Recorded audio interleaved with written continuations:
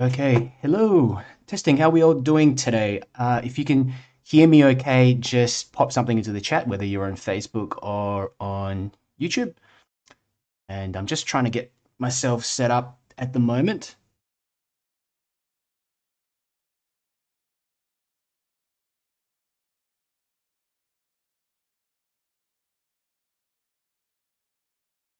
Guys, just a bit of a safety reminder. The stream's taken a little bit longer to get started today because there's been a few sort of spammers and accounts that are posting links in the chats. So just a safety reminder, please don't click any links unless I've actually posted them myself. So just check, the person who's posted the link is myself. There's been a few just people trying to send links through and lead you away from the page, and it's not. Yeah, just don't click those links. It's been a bit annoying. This hasn't happened before on the lives, but it's something that does go on a bit in the Facebook group. It's something which I manage pretty often every day. It's like a constant thing. That's why I always have the post moderations on, and yeah, I go through and basically have to just remove users that might try to scam people and stuff like that. But don't worry about it. It's something that I sort of sort out in the background. And yeah, I just thought I'd let you know first up. Don't want you to get worried or anything like that. Um, but we'll get started. We'll soldier on.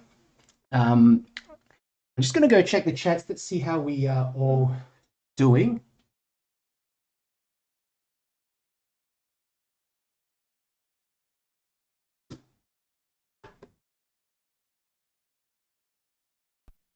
Okay. Can you can you guys hear me now?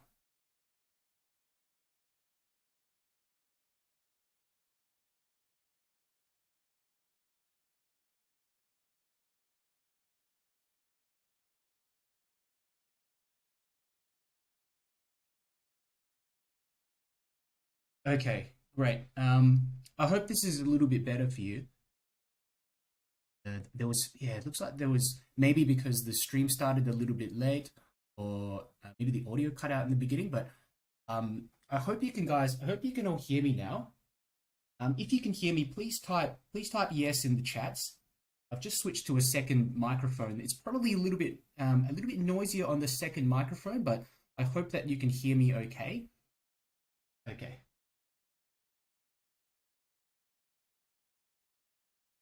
Fantastic. And what I was saying before, I really don't want to start the stream with this, but just we've had some issues today, just with some individuals posting some dodgy links in the chats, and just leading you guys away from the stream to a secondary location. So just be careful not to click on any of those links. Only click on stuff that I post in the discussion.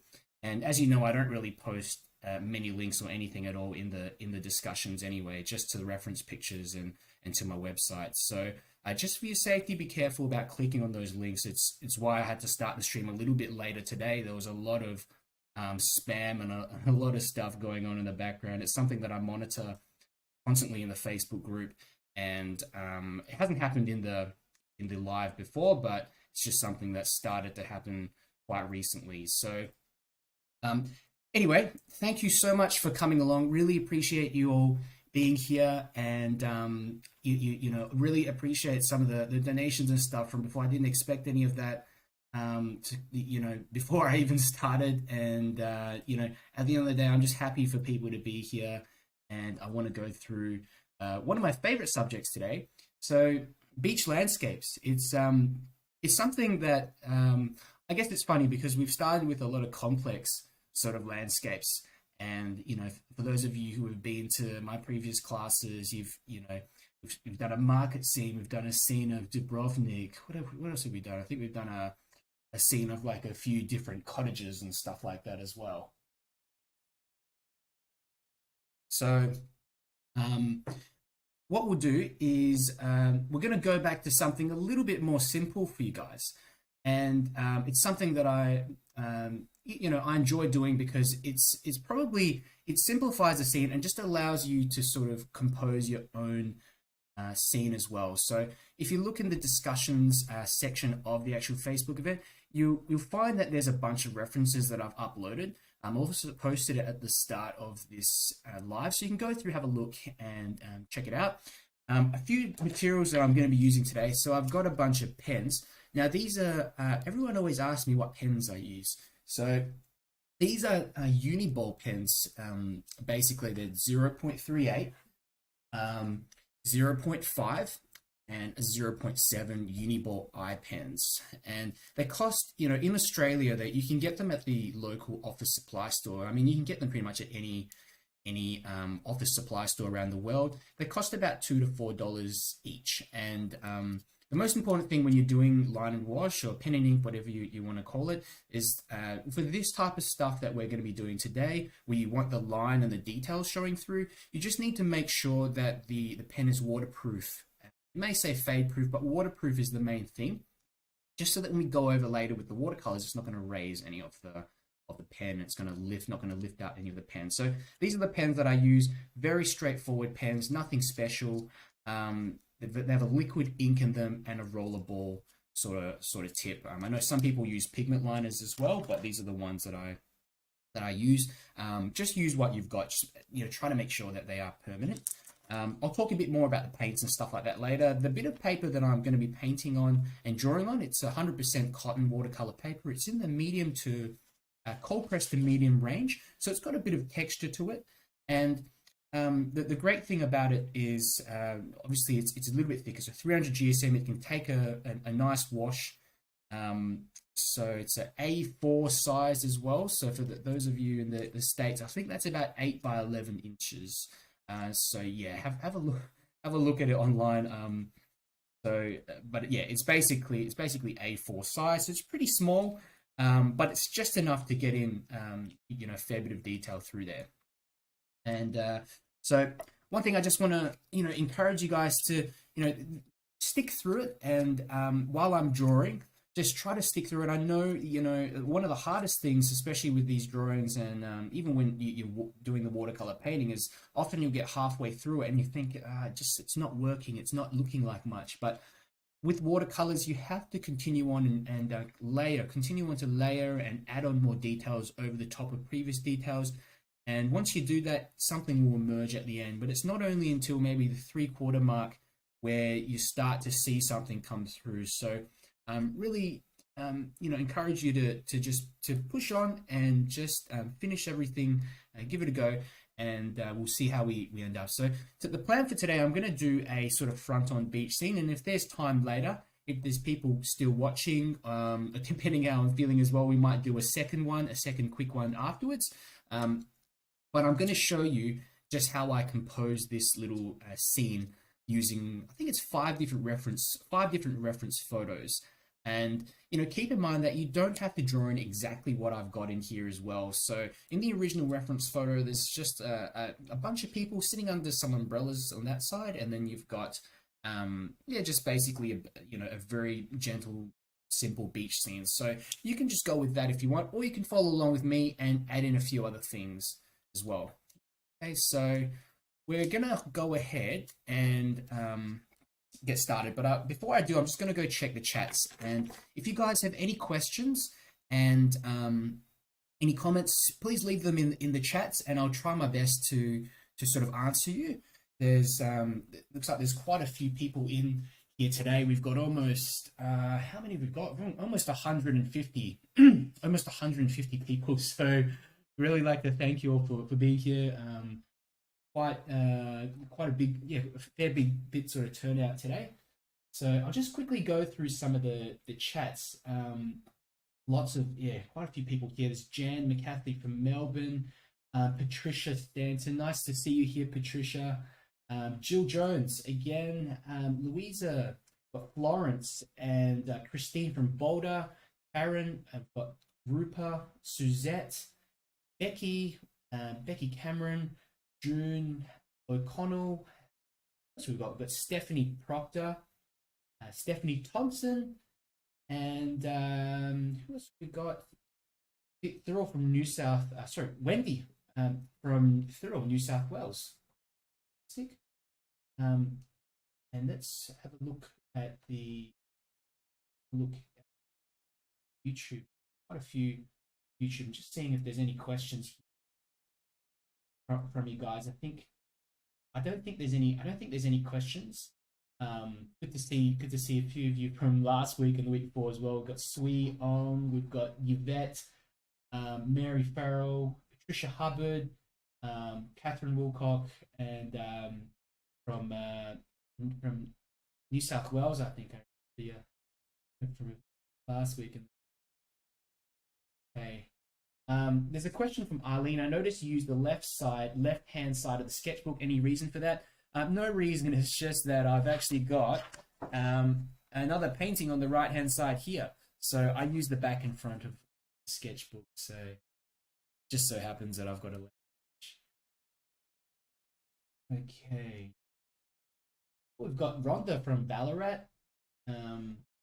We've got Nura Hassan.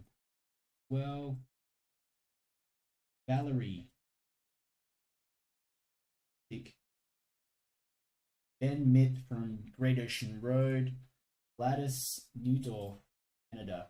So I think I've done a bit too much talking, and I want to get straight into the drawing now. So what I'd like you to do, there'll be, if you check in the discussions of the Facebook group, there's some references up. It's good to have them up on your computer if you have them. So the first part of the first sort of reference photo, it actually has 6 reference photos in there. And I'm going to use that to just make our own little scene, okay? So if you have that up, that will help out. But if you don't, that's fine as well. You can just sort of copy along with me. The good thing about having them up, though, is that you can, of course, create your own little scene with this yourself. So, and change things up. So what we're going to do, the first thing is we're going to get in a little bit of a horizon line. Now, the horizon line is essentially, when we're looking out into a beach scene like this, it's where the sky meets with the water. So it basically is that bit right at the end. If you look at the first reference photo with just the 2 figures sitting underneath the umbrella, it's just that line that crosses around the halfway part of the page. So we can alter that horizon line as well to make it higher or lower depending on the scene that you sort of want to portray. But what I'm going to do, I might just lower it down a little bit so that I can get some more sky in. So let's go ahead, and I'm going to get started with the 0.5. It's just a 0.5 liner, and to be honest, you can use a 0.5 for most of these anyway. So most of the drawing. So let's go ahead and just pop in a little bit of this line. Okay, I'm just having a look. Something like that. And make sure you go through really lightly. I just want to indicate for now, because we've got the umbrella as well, which kind of cuts through it. So having just a guideline of where the paper separates roughly in the middle is important. You'll be able to see this. I tend to tilt this pen on the side a little bit and just scratch in a few little marks. It's almost like when you're drawing in pencil, when you're going in very lightly before. It's the same thing, because with pen, obviously, once you draw that line, it's going to look a lot more obvious. Okay. So another thing, what we're going to do now is just get in a little bit of the water. So look down and see around about where the water finishes. So I'm going to finish it around about here, just sort of a section underneath. Like, again, I'm keeping this line very, very sort of broken and very loose. Okay. And one of the first things that I noticed in this scene is we've got the umbrella here on the right hand side. I like it's placed right in the focal point in one of the, if you're looking at the rule of thirds, you often have focal points and just areas of interest placed in these areas here rather than in the center of the page. I find that it just looks a little bit more balanced like that. It's not a hard and fast rule, but it's just something that people talk about a lot with photography and also general composition. So what I'm going to do, let's firstly get in a little umbrella. So I'm just going to draw the stem of the umbrella coming down like this. Okay, sort of finishes around about here, and it essentially starts to cut through the horizon lines. So we can go ahead and just get in a few like this. Underside of the umbrella, sides of that, and use that reference photo to help guide you as well in terms of where the little details are. But essentially, look at this as a basic shape.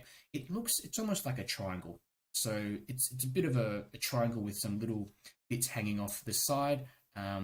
If you reduce it down to smaller looking shapes like that, I find you just have a much easier time actually drawing things in than if you start looking at it as an umbrella.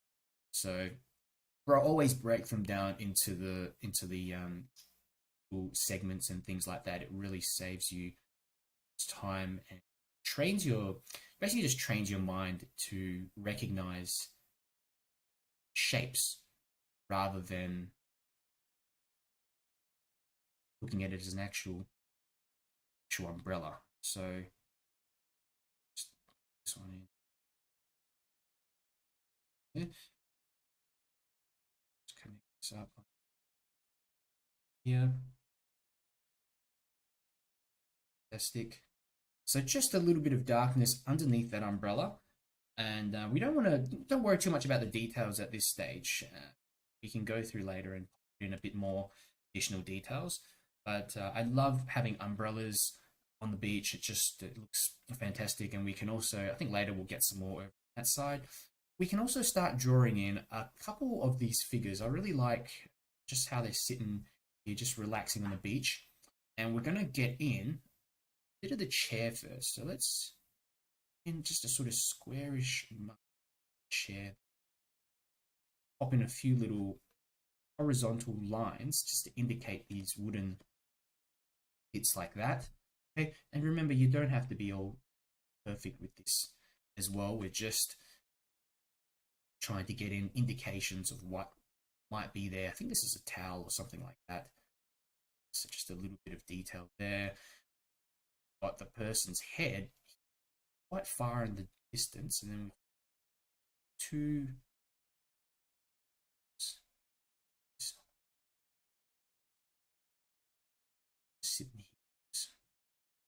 sitting there on the beach like that. Another thing I like to do is also you can add in little shapes and little bits and pieces here on the ground. For example, this could be a towel added on. This could be a little towel there. This figure I haven't done all too great, to be honest with you. This one here on the other side as well. I'm just going to do a little bit of shading in.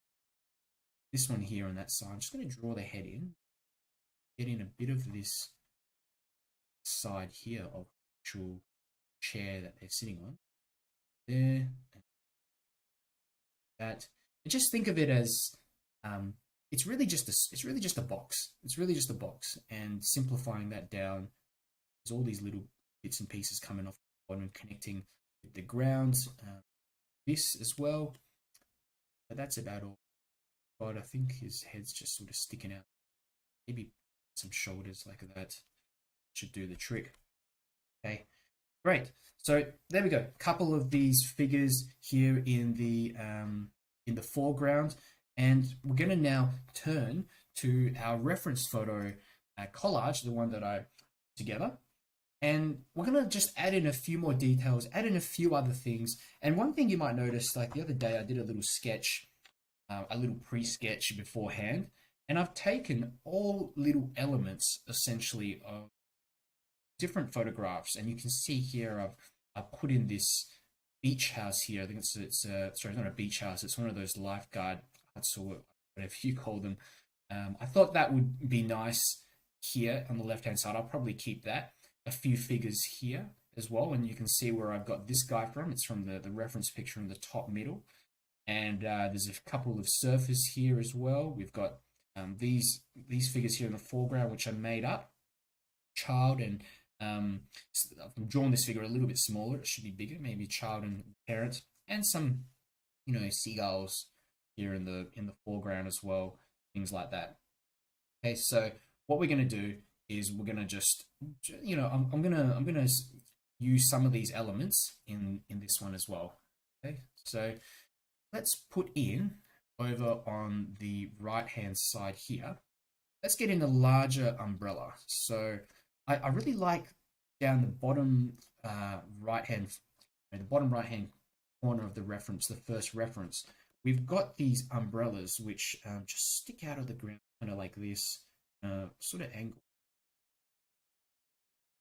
Play around this to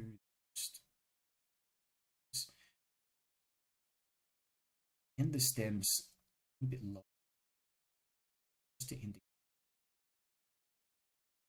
indicate, finish off. Have a go. Firstly, put in this one. So again, I'm trying to just focus on the shapes more, this sort of triangular shape. Okay. Yeah. Yeah. Yeah. Got another kind of overlapping umbrella here on the right. Okay. It's not about trying to get it all perfect. We just want to indicate what's happening in. Leave a bit to the imagination, and I really love some of the old watercolor artists, some of the master watercolor artists that really focus on leaving an impression rather than stating exactly what's there. Good news is that it actually makes things easier for you too. So it's coming up. That umbrella is kind of behind this one. So here we go. That'll do for now. And there's all things here actually. There's I don't know what this is. It's a kind of, I'm not sure what that is. Where people move houses and stuff. That's what it looks like. One of these little carriers moving boxes and things. So not sure why that's there, but let's put it in. We've also got a chair, and just because something's there, it doesn't mean we have to include it as well. So I really want to get a towel or something just sprawled like that and coming a bit into the foreground. So just a few little bits and pieces like this. Yeah. Again, look at this. It almost looks like it's looking like a slice of pizza. Is running across the towel there. That. And one thing you got to remember with perspective as well is that you want to draw the stuff, the people here in the foreground, the objects in the foreground, a little bit larger as you move closer to the foreground.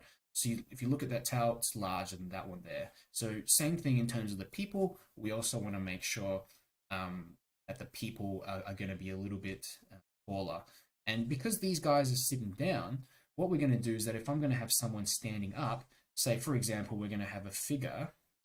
Let's try. Let's say I have a figure walking in front. So I'll just make this one up. Look at the head of that figure. It's a bit taller, right? So just maybe walking in front. That.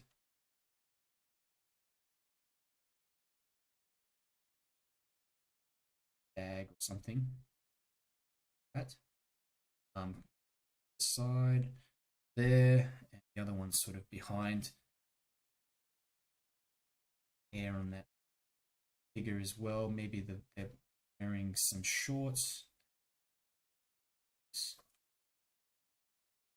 Okay. So Then again, if I want to put in a figure, say over on this side, that's a bit closer.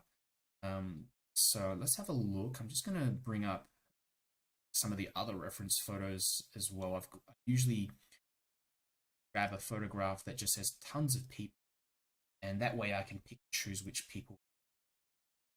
Okay. But how are we all going at the moment? Is this how's the speed, and are you guys doing all right? Let me know. Questions and everything making sense.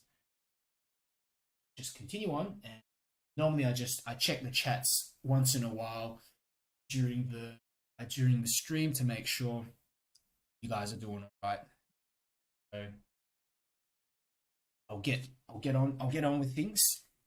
But feel free to just ask any questions you like in the chat. I'll always do my best to get back to you.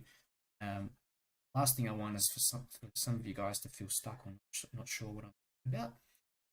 There might be a little bit of a squealing kind of sound in the background. It's a very windy day today in Melbourne, and the wind sort of passes through my apartment through some of the cracks, and you can just hear a bit of this squeaking sort of sound. So I hope it's sounding all right to you and that you can hear me okay. But let me know. So let's put in what we're doing for. We're going to get in a larger sort of figure. So for example, we might have a person that's walking towards the beach. So we can pick those, the picture of those two surfers. Let me see where it be. The two surfers would be nice. Pop them somewhere in the middle. Okay. And we'll make them a little taller than this one, but around the same height. Okay, so maybe something like this. Head there, and they're going to be walking around about here. So heads first, and I'll go with the shoulders, like this. And what I'll do is firstly get in a bit of the arm coming around the side like this. There. Then we can shoulders here, a bit of the surfboard. Yeah. There. Stretching. Like that. Okay. There we go. And you want to draw the arm first so that the arm comes over the top board. Okay.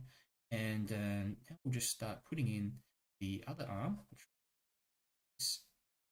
Yeah. Forearm here, bottom part of the arm. Here we go. And some shorts of this person. This, just color it a bit darker. That should do the trick. And we're just going to need some legs now. So we've got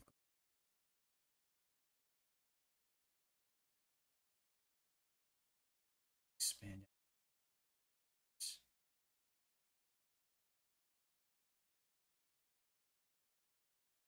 Okay. Look at the proportions of the legs as well. I'm going to make them too long, but I think that should do the trick there on him as well. That. There we go. Very basic sort of figure there, and I'll put in, see if we can put in the friend sort of walking next to this one. Overlap a little actually. Best to just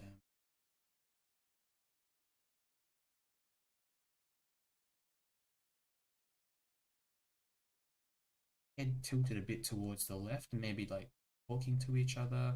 I put them a little bit closer as well, because I want to just group them together like they look both heading in at the same time.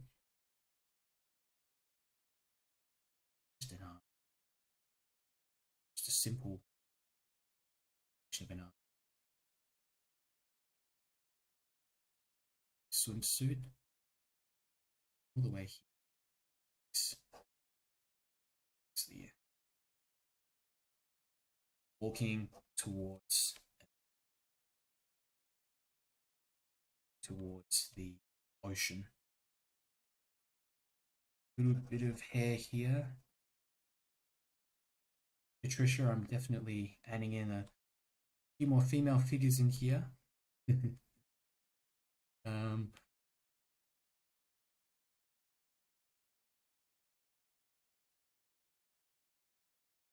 all right. Later, what I'll do is I'll just get in a bit more color. Should do that should do the trick for now. Okay. And again, we can pick out some more bits and pieces here. I've added a photograph of the beach house. But what I want to do is a little bit closer, again closer. So we've got these figures which are further away here, moving closer and moving closer once more, because I want to get this feeling of this impression of leading the viewer into the scene. So moving from left to right and having larger to smaller figures and objects coming in, I think that really helps to build a sense of depth in a drawing or a painting, whatever you're doing. So it's just a little technique, a little tip in case you're wondering how I sort of structure these things. So what we'll do first, I'm going to get in like this beach, this little that the cards hang out. So we'll get in the roof of one.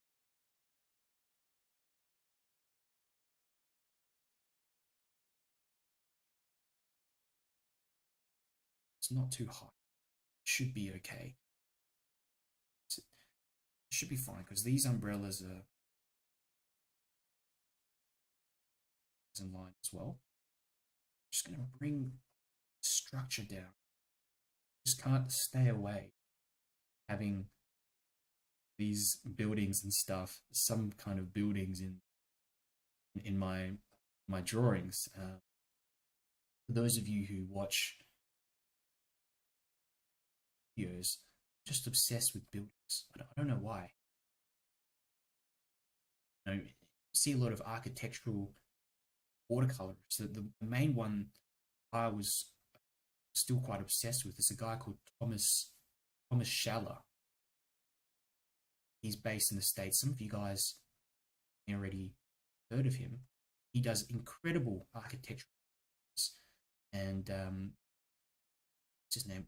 𝗬𝗙𝗙𝗜𝗔𝗟, I think is how you pronounce his surname. There's a few of these guys out there that are just so talented in the way that they're able to portray buildings. And I was really, when I started painting and drawing in watercolors, I was so inspired when I saw some of their works. And I think whenever I get a bit down or thinking I don't really feel like drawing or painting or anything like that, I always pop onto YouTube or check out some of their videos and just use that for inspiration. So often that kind of thing really, for me anyway, to motivate me to go on and keep trying, continually improve. So there we go. Look, we've got a bit of this hut. Might actually move it a little bit further down. So now I'm changing the structure of it more, but it doesn't matter. No one's going to be able to tell. Another thing you can do is put in some of this side stuff here. So just a bit of this. I don't know. This is a bit of the staircase going there. That comes down to around here, and railing essentially just downwards. Let me have a look at the structure. And then we stairs that run to the sides. So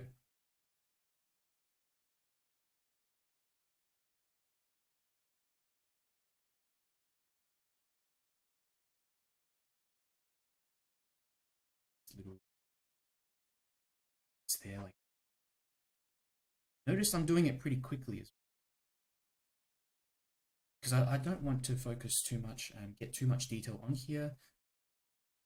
It's also said them done. Also a bit of a lamp or a light moving up towards the side there. Like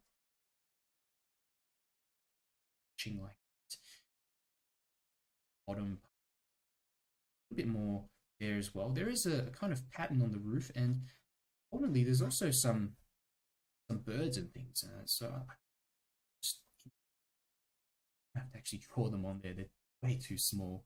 I'll show you how to draw on some birds as we reach the bottom.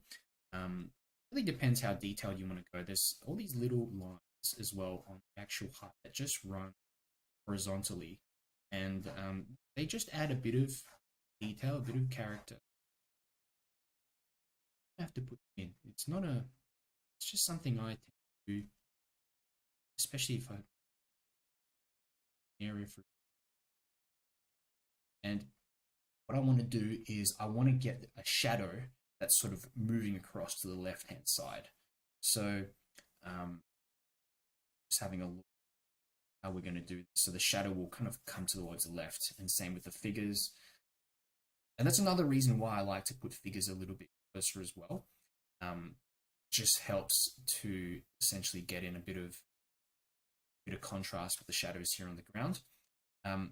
Now, what I've forgotten to do before I put the house in was I wanted to get a larger sort of man in the foreground.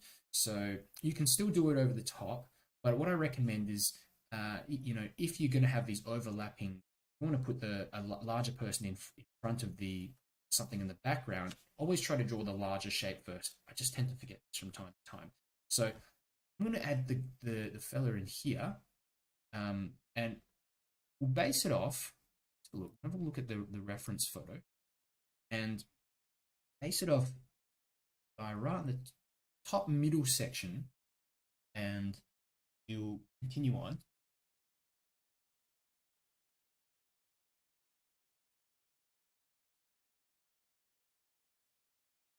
Just having a quick look at the chats. That's fantastic. I'll just continue on now. So, we want to make this person sort of standing sideways. Okay, so head first, maybe a bit of the nose coming out and the chin. Neck comes down around about here, and we've got a bit of the body there, and a bit of the arm, this, and forearm here. His actual arm there. And just get in.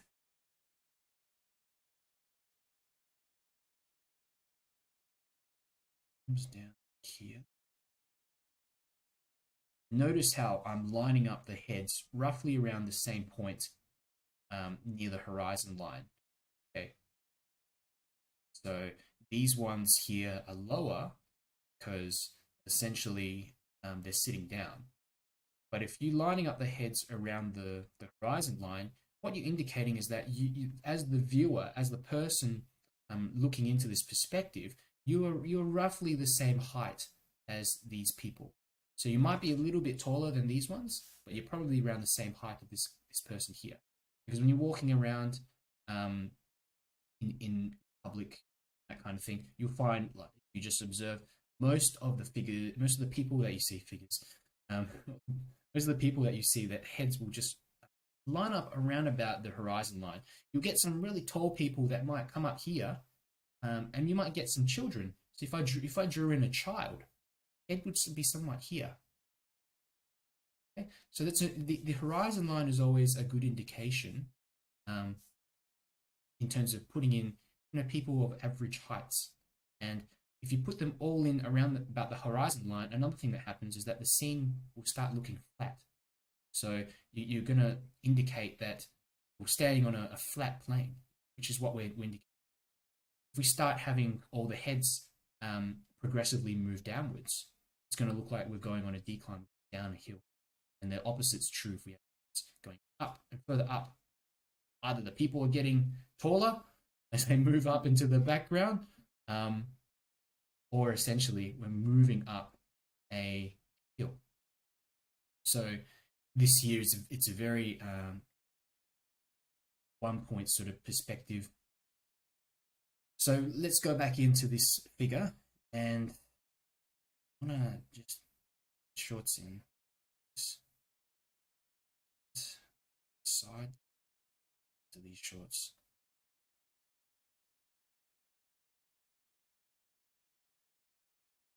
Standing to the side, you're only going to be able to see his legs. Maybe the other one sticking out a bit. See how far this as well. Like that. Okay. The torso starts about here, just around where the waist, the hips are, around about half the height of the person. You know, you get people who have really long legs, or you have people with really long torsos. But as a general rule, I tend to just divide the figure in around the torso area. That works. I mean, the torso is probably teeny bit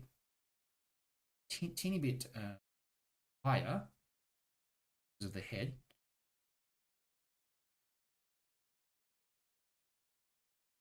Okay, here. That. He's got some glasses on. We got someone sort of standing on the side like that. Great. And we could even have, let's have a look in some pieces here on the, so on the ground, I always like to add in objects. So here, this is a, what this is, it could be an ski or something. Just that ski. Box, I don't know, but yeah, let's have a here in the middle. I think what I'll do is add in some more smaller figures in the background as well. So people maybe sitting around here. So let's just try.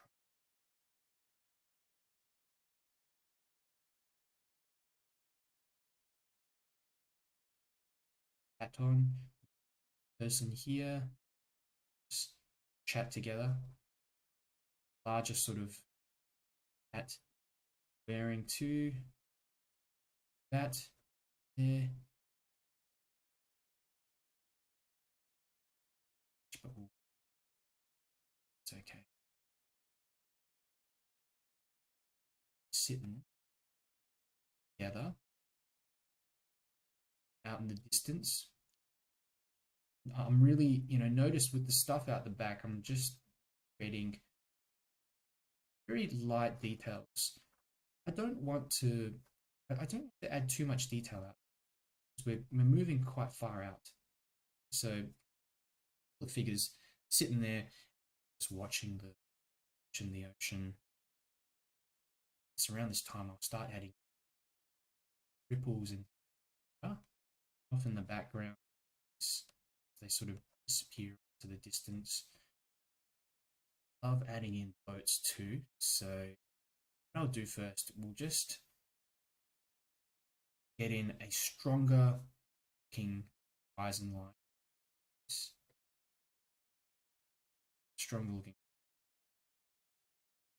tool.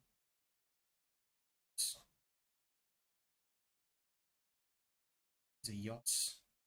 So just making these up as we go. They kind of, think of it as a triangle, putting a triangle on a kind of rectangular type shape.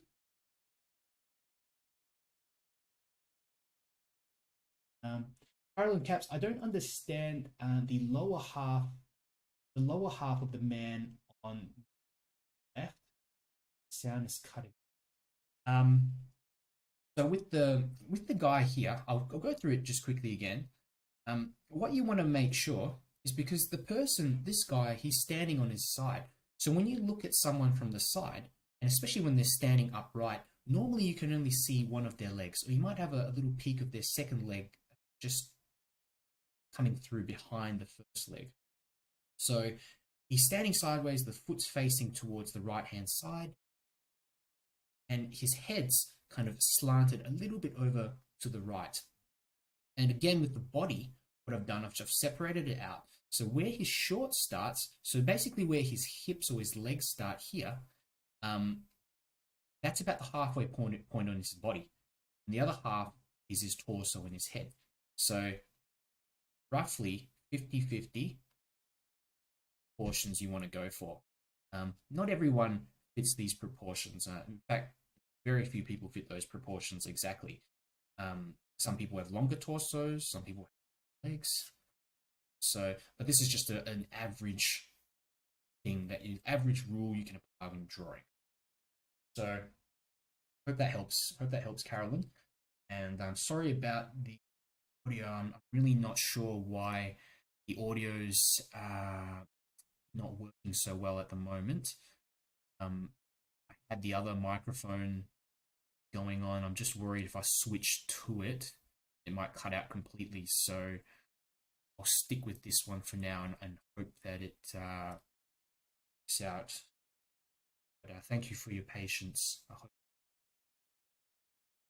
up. So I'm going over here, this section at the back with boats. Swap over. I've been using the same pen.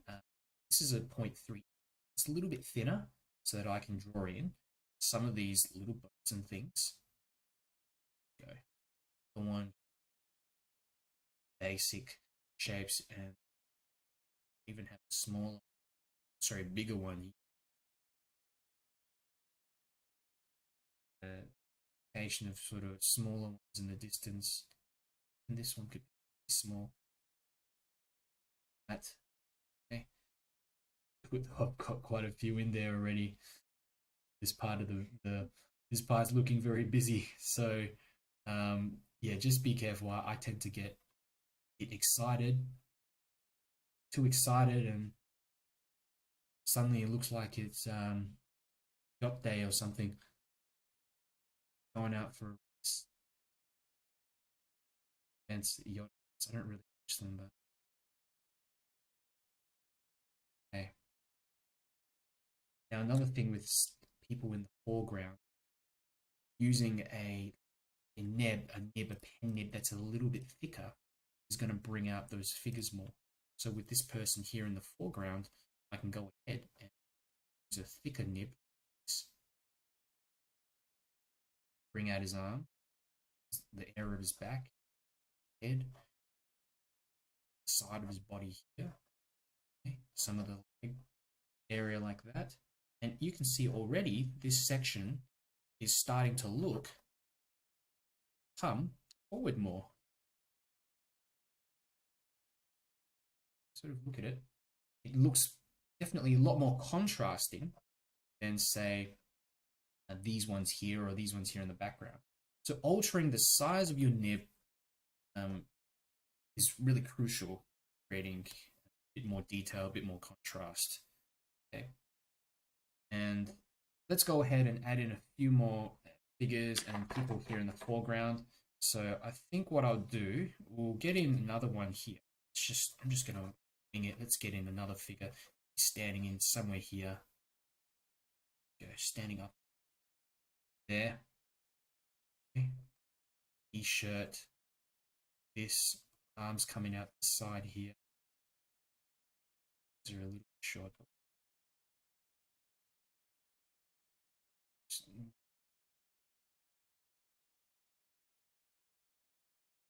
Might be a or some. Remember, this figure is a little bit further behind, so it's going to be a little bit smaller than these two here. Okay. Yeah. Overlapping shapes, because we've got this. What this is, a little section of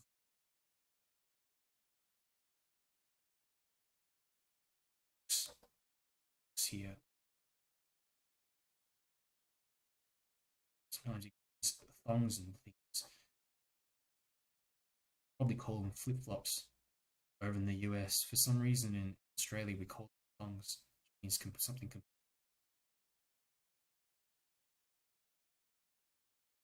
So anyway, let's continue on. With flip-flops here on the ground. It could be a bucket. These little things make a difference in creating interest in the drawing. I really like to put in birds as well. So there might be a bird here. And remember, you want to kind of alter the size of these birds and things so that they fit in with the size of everything else. So if you drew a bird the size of this box, it's going to look enormous. It's going to look a quarter of the size of this fella here. So that's a bird. Now, what it's composed of is a circle, a triangle attached to the top, its head and beak. Body, it's just a kind of it's kind of an oval, pointed edge, sort of facing diagonally. Legs. It's just a very simple sort of bird. You do birds facing the front. You just draw a circle like this, and then a head like that. Two legs like this. Have them overlapping with each other. Two there. Maybe use a thicker pen. Some of these ones too. Wouldn't overdo it though. I think using a 0.5 nib. I want it to draw too much attention. It's a bit big. Around some food or something. Something. Chips that's fallen. It's swooping in. Side, and it's important to alter as well the location of some of these. Some, a bit further up the back there. Might want this side as well. Yeah.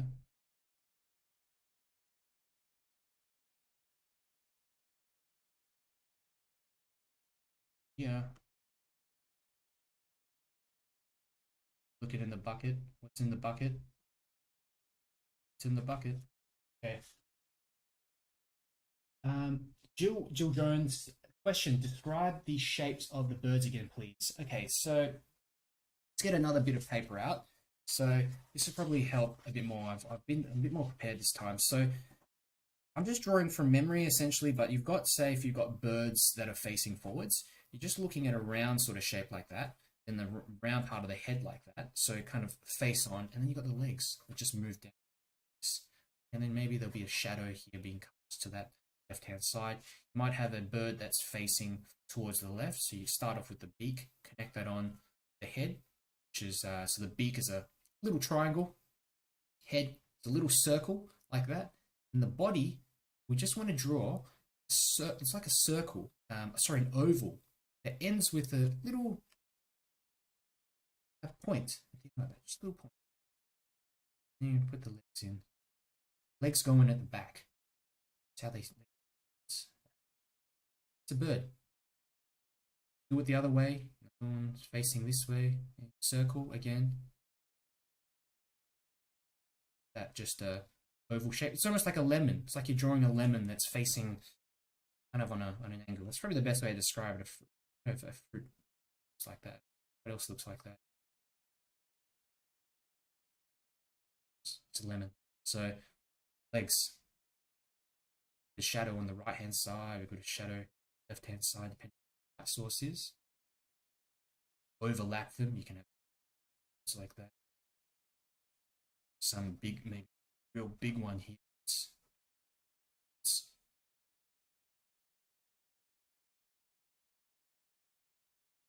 as well. Oops, should be. So I hope that helps.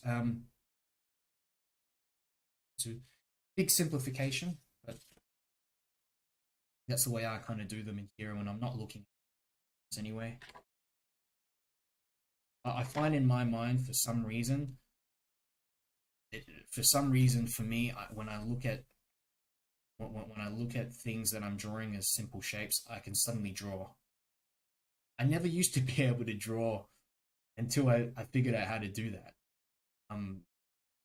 I'll just look at people and I'd look at things like an umbrella or a house and I'd just be like, Jesus, how am I gonna draw that? There's too much stuff. There's too much things going on. But when you reduce it down, look at that. It's just a triangle and the bottom's a rectangle. Draw the big shapes and then you break those big shapes down into small, manageable shapes, and your work. So you notice when I start off the whole drawing, I always start with the horizon line. Easiest thing, and it separates the sky from the land. And I'll just start putting in the bigger things. And once you get those in, you're fine. Because if you can draw a triangle and a rectangle, then you can pretty much draw the rest of it in. Because the rest of it is you a triangle, rectangle, and then you'll see there's a little square here for a window or a poster, and you'll see, okay, that the square sort of lies in the top middle section of this square. So everything within the larger shape is referenced by the larger shape. So I hope that sort of makes sense. Continue on, and we've got some more of these birds in here. They could be. Let's have a look at, maybe have a child sort of as well. I'm gonna come around. Maybe things.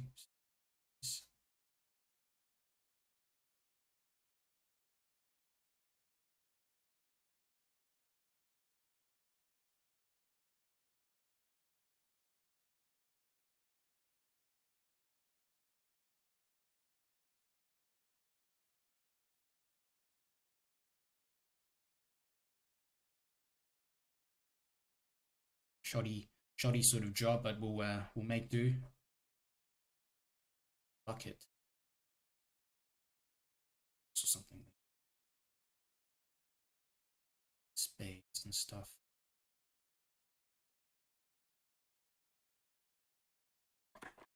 This thicker line to more detail. Right. And notice, yeah, the child is just a little bit smaller.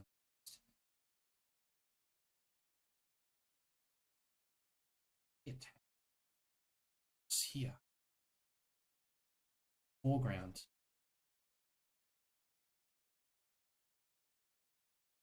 End bits of the towel. Start. Is there.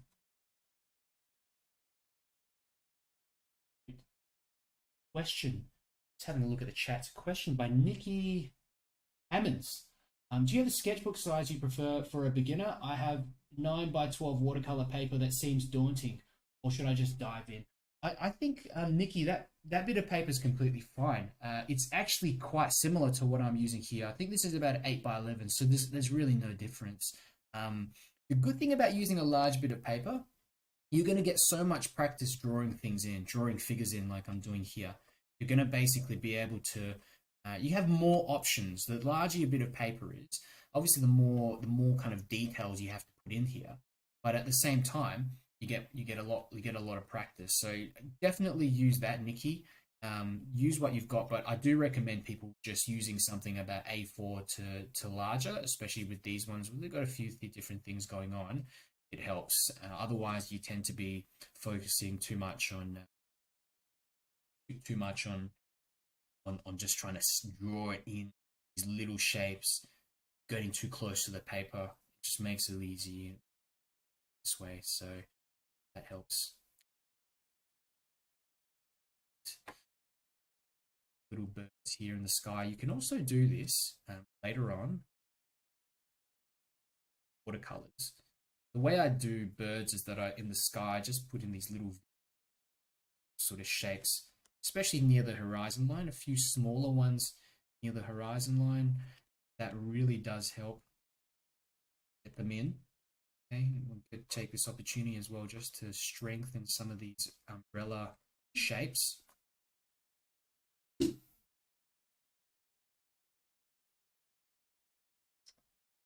Stephanie, will this be available after tonight? Yeah, so all this is going to be recorded, and it's always going to be free and available. So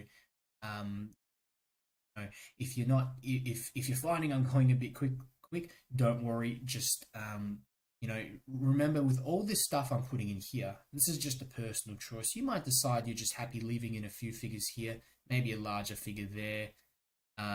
That's it. I tend to, at times when drawing, can make things look a bit too busy.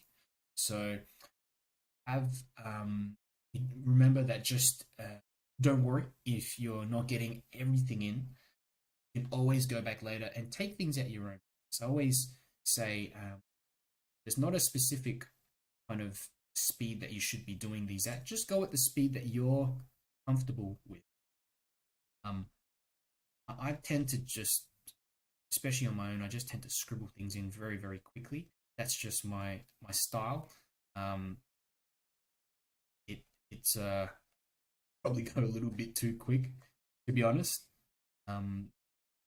So yeah, just try your best, and really just pick out a few of these little shapes that I'm doing, and decide what you want to put in. But remember, it's your own choice. It does not have to be the way I'm doing it. Personal choice. There's no right and wrong in terms of what things you want to include and exclude in here. Just suggestions like that. I'll put in another towel here, for example. Maybe another one here like this. Something like that. You don't have to do that. You do want to get in some, maybe a bit of blue, the towels, contrasting with the sand. Okay, the drawing is almost done.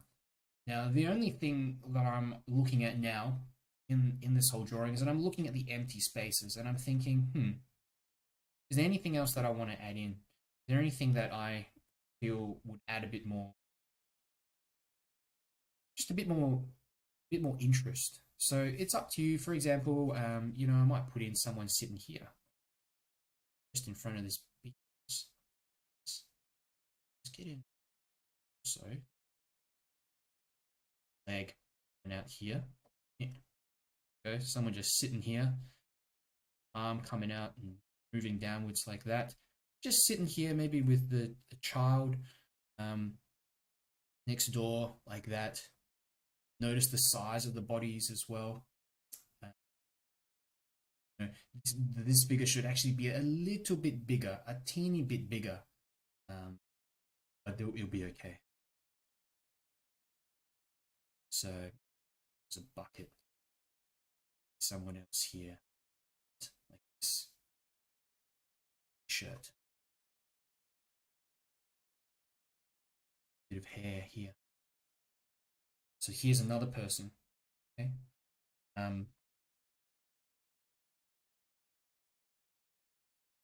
Nikki, add a cooler in the empty space, maybe. Yeah, I think that's a good idea. Something, because I feel like if I keep adding more people, it's gonna start looking like a Where's Wally book. I used to love those Where's Wally books when I was a kid, and the sort of warped perspective, because you're almost looking from a up. I remember correctly, like a bird's eye view in some of the scenes, and then the people were sort of still standing upright, but there was just so much going on. So. Yes. Need a beach ball. V is V. I hope you don't pronounce it right. I need a beach ball or even a volleyball net. Yes. Yeah. You know what? I forgot to put in these little flags. So near these sort of lifeguard areas, we'll put in some flags. Use a smaller nib pen. Let's get in a flag, just like that.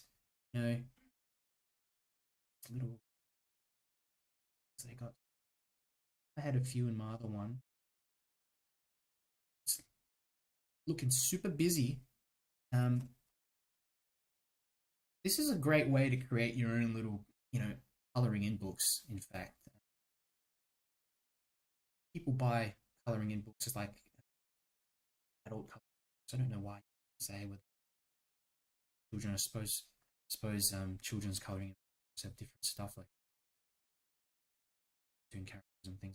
But this is a great way to learn how to draw and be on it. You could be on the beach and just be scribbling something in with the pen.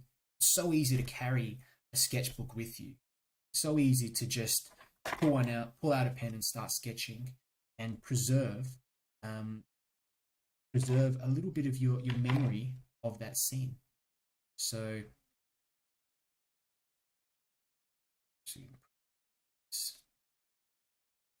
what I tried to do here is get in a little side of this this little just wanted as a ball.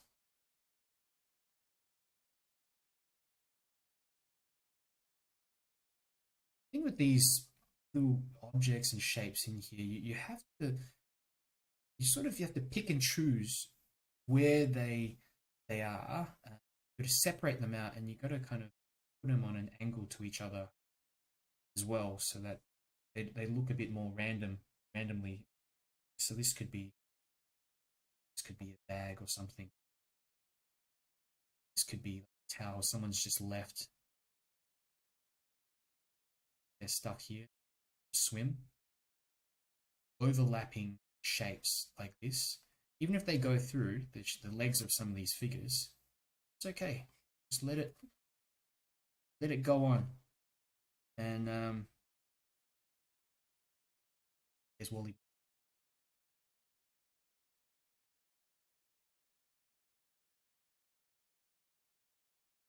Where's the guy, V? Where is the guy floating on a blow-up floaty? I don't know if I can draw that in. It'd be pretty small. You can probably put in little heads of people, you know. See, we'll sort of see here. It's a smaller pen. Normally when people are in the water, you can only see half of their body, or just like up to around their chest area. So you can finish, just draw like a little something.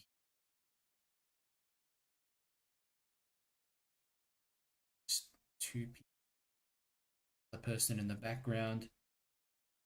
It's no big deal. Just have a bit of fun. It should only take you a few seconds to draw in these people in the water. A few seconds. And I say that not because as a matter of skill or anything, so that you want to make the stuff in the background less detailed.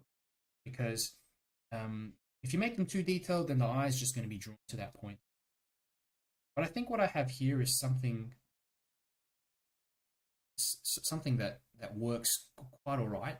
I've got a bit of this larger figure sort of here, and then the eye moves kind of seen towards the back line.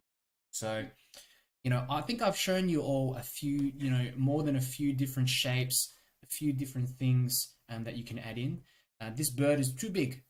So the reason why it's too big, and this is a mistake that I make, I'll just point it out, because if we look at the child, you know, look at the leg of this child.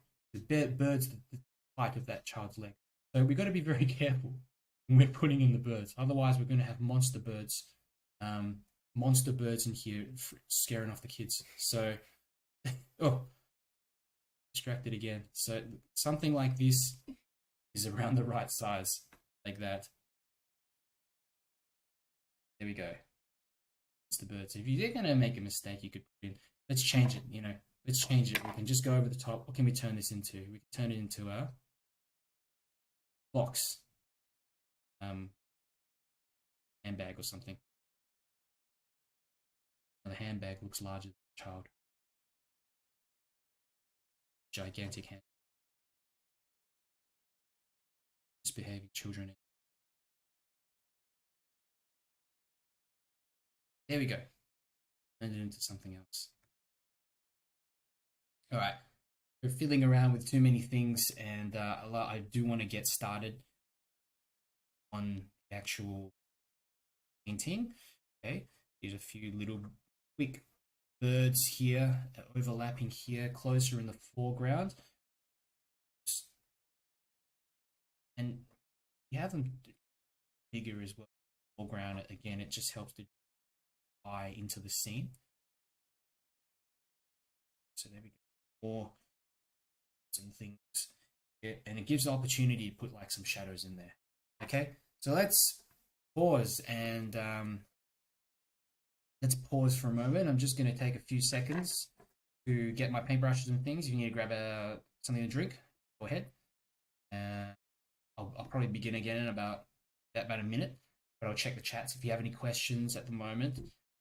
Any worries or stuff like that, just, let me know in the chats and I'll get back to you.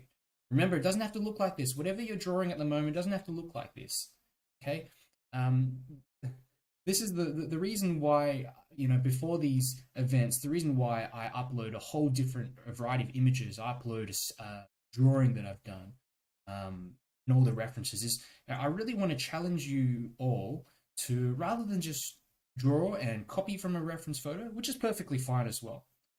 I want to make this a bit of a challenge so that you're doing a bit of thinking yourself and you're thinking, what kind of scene I want to portray. For me, I like having this house in, but you may not want that house in. You might want more figures here. Maybe these surfy people on that side. We might only want to have these ones in. So the whole point of this is just to give you options and allow you to practice and do things your own sort of way, using the techniques and the little tips that I've gone through here. This is too much, in my opinion. If I'm doing this on my own, I will probably put less things in here. But I just wanted to show you, I guess, some of the different objects and people and things like that you can include.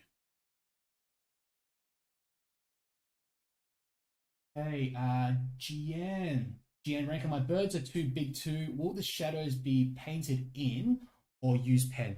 I recommend, Gian, to put the shadows in with watercolor after. I think if you put in the shadows with the pen, they can tend to look a bit too harsh. So I reckon just wait until a bit later and I'll show you how to do that. But again, just, you can just experiment with both ways. And don't worry too much about the birds being too big. Look at this. I've got a gigantic bird here. I've done it again. Look at these ones. They look like small puppies. Okay.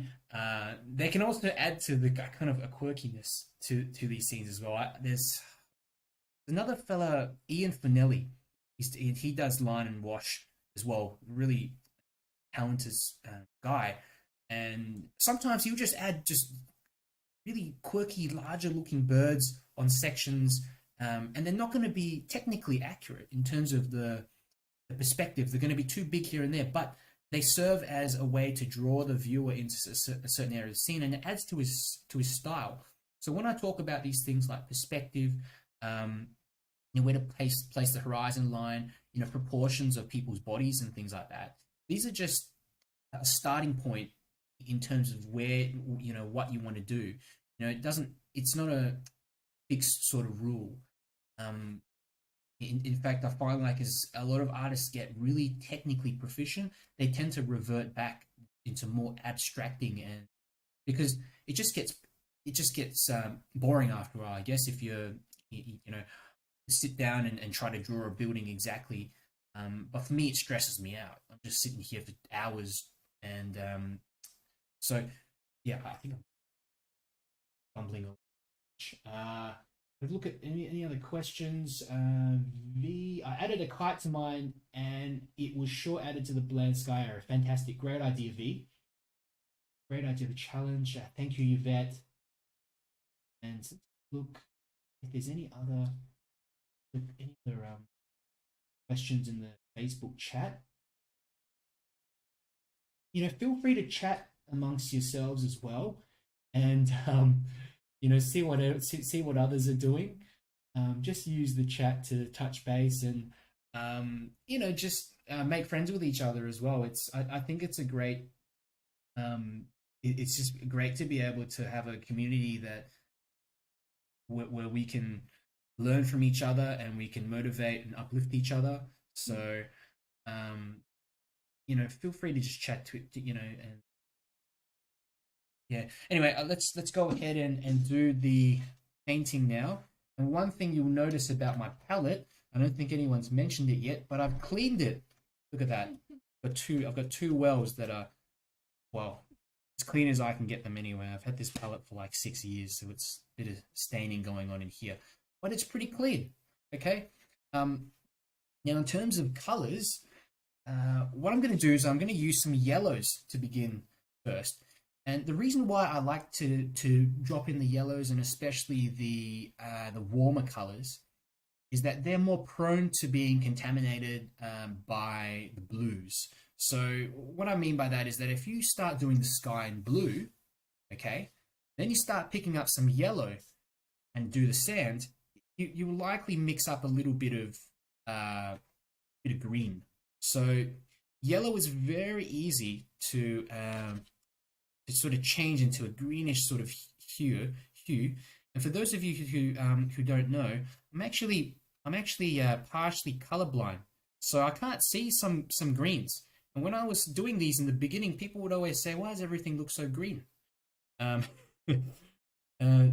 So that's just something I'm very mindful of myself, and why it's good to keep a section of your palette clean for your warmer colors. When you start getting into the blues and stuff, because the darker colors are just, the browns, the blues, purples, that kind of thing. They're just quite dark in tone. They can quite easily overpower a bit of yellow or a bit of red mixed in there. Won't have too much of a problem. But if you're working, just try to get in the yellows first. So I listed a whole bunch of,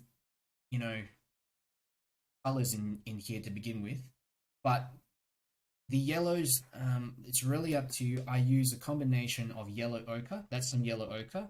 This here is a bit of lemon yellow. Okay. And I'm doing this just to show you how it really doesn't make much of a difference what you use. It really just depends. I mean, on the color of the sand, you might have some preferences as to the color of the sand. This is some titanium white. Okay. So you might want to indicate, sometimes the certain types of sand might only be found in certain areas of the world, certain beaches. So you might want to pick a color that you like better. But when you mix them all together, that looks all the same anyway. So what we want is just a light wash of these warm colors. Yellow ochre here, a lot of water, and a lot of what we're doing is that we're cutting around the birds. Okay, you don't have to be perfect here, just leave a little white on them. Okay, and the birds around these towels as well. Okay, as we get down to the front, we can add in more color, a little bit more strength to the front. That. Okay. Watercolors I'm using are artist grade. The brand of watercolor does not matter. Very well, it does matter on if you really picky with what you're using, but I find with the brands of artist grade watercolors, there are more similarities than there are differences. What you want to check for is whether the color is a granulating color. When I say granulating, essentially granulating colors, they leave an uneven kind of texture, and this is actually, for me anyway, it's a desirable kind of thing. It really depends on what you're trying to paint. And when we're looking at sand, sand is kind of inconsistent. We've got all this, like, you've got just all kinds of things in here. And I like to have a tiny bit of granulation. So I'm picking up a little bit of burnt sienna to drop in at the bottom as well. Okay. Get in the bits in the background. So we're just, we move into the back. Look at that. We're just a little bit of, there you go, a little bit of this color there. Lighter at the back areas too. Okay, keep it very light at the back, and as we move down to the front, try and darken it down a bit. A bit more yellow in here. A bit of play around. That. The idea is really, we don't want to spend all day doing this. It's just a quick layer of color over the top that will indicate sand. What we're essentially painting here is the light. Okay, this is probably too yellow, so consistent across the board. Fine when you've got yellow ochre, which is a bit of a dull sort of yellow. Okay, mix in a bit of a brighter yellow in there. Just tends to liven up, increase the saturation, which I like. I do sometimes just do beach scenes with a bit of titanium white, which is a kind of a creamy, it's a creamy sort of white. This here is titanium white. That's its own special allure to it as well. Okay. And you'll notice actually I use very few colors. I use maybe 4 to 6 colors maybe. That's all you need. A bit more tiny bits of brown and things in here too. Bits of burnt sienna. Little trick that I'll show you as well. You can pick up a smaller brush, something like this. You can wet it, just put in a bit of brown, darker pigment. So I've just got some burnt sienna. Oops, that's not burnt sienna, that's raw umber. Bit of burnt sienna. Get that brush pretty wet, but have that paint kind of thick on there. You can do this kind of thing. Tap on paper. This will create a little texture in areas, okay, little bits of inconsistencies that hopefully will add some character. It saves me the time having to do this all jump in there, play around with things myself. So I'm going to put a bit of yellow ochre on this one, this little cut there.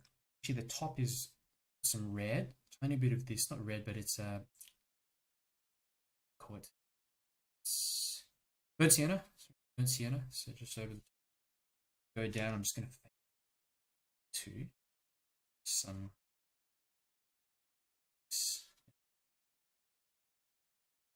yellow ochre. Now this I've already noticed it's too dark. It's too dark. So I'm just lifting out a bit of paint. That. Blending it a little bit in with the ground as well. There's some here on the left hand side where we just want to indicate the healing and stuff. Color that in a tiny bit. That's all you need to do. Okay. Fantastic. So now we're going to go into the water section and finally into the sky. So actually what we'll do, we'll start off, let's start off with the sky first. Okay. So I'm going to use a fairly large brush. This here is just a flat brush, 3/4 inch flat brush. Looking forward to how you're going to differentiate the ocean from the sky, Nikki. Yeah. The trick here with the sky and the ocean, you want to make the sky very light, and then the ocean just a little bit darker. Okay, that's the main tip that I have for you. So drop that color in. This is cerulean blue. Just putting that into the sky, and sometimes I might feel, you know, I like a bit of purple in there as well. It's up to you what color you want to add in, but this is about 1/4 paint and 3/4 water. Okay, so that's giving you an indication of just how little paint is in here. You want it to be almost as light as the sand itself. Certain colors have more of a darker tone than others. Blue is one of those colors. When you compare blues to, say, yellows, often you'll find the blues are just a lot more stronger in tone, the same concentration. So you might look at this at this stage. It's very easy to sort of look at it and be like, it just looks too weak. It's not enough color in the sky. You need to persevere through, because the brightness of it only starts to show once we finish the whole painting. So stick through, bear with it, and you're sort of bearing through this kind of phase of it where just going to work out. It's look like anything. Just a light wash like this.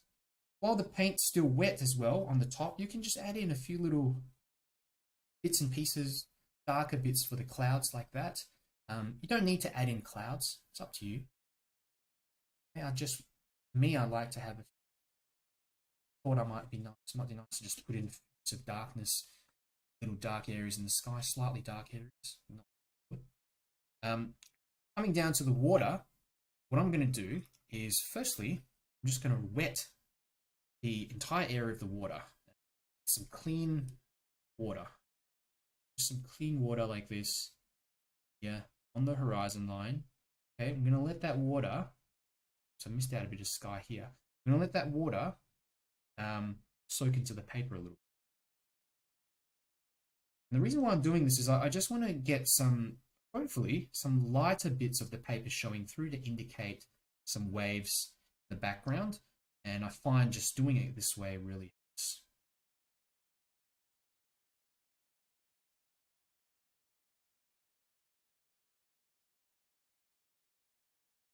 Soaking into the paper, and you can see, looking at the paper from an angle, you'll be able to tell that there's just a light sheen to the paper. Give it just a moment, and I'm going to pick up a smaller round brush, number 6 round brush. Look at that, compared to the actual paper, it's pretty small. And I'm going to mix up some cerulean blue here on the side. It's darker, a fair bit darker than the sky mix. Let's just go and give this a go. Drop in a bit like that. There. Skipping areas of the water, especially distance, little bits and pieces, to indicate waves and sort of thing. Okay. Just melt in nicely. Side. Yeah. Because the paper is wet, what happens is that the paint will just sort of melt in. There's already some bits that have dried, fortunately, down. So there's not much we can sort of do in these sort of areas. So just work with it, just play around with it. You can just leave some areas that are white as well, like that. Okay, there we go. It's a little bit of the water, and that's pretty much it. Pick some colors for the umbrellas. I really like these warmer colors. Let's put in a bit of yellow for this umbrella here, something like that. Let's go with some red. This one, got some pyrrole red. This is a bit of pyrrole red that I cut open tubes of my watercolor paints once they're completely done, and you can sort of just get out the last bits of the paint that are left in the tube. I really don't like wasting stuff, so wasting paint. So it's just something I do, and I managed to get an entire pan out of just the remaining bits. So trick you can do. This is some purple, magenta, I think it is. There we go. Something in here. And I'm doing this because I've got, look at this, it's a yellow. And then we're having a bit of this purple color here. Complementary colors together. That looks quite nice. For the people, we're gonna use some different skin tones now.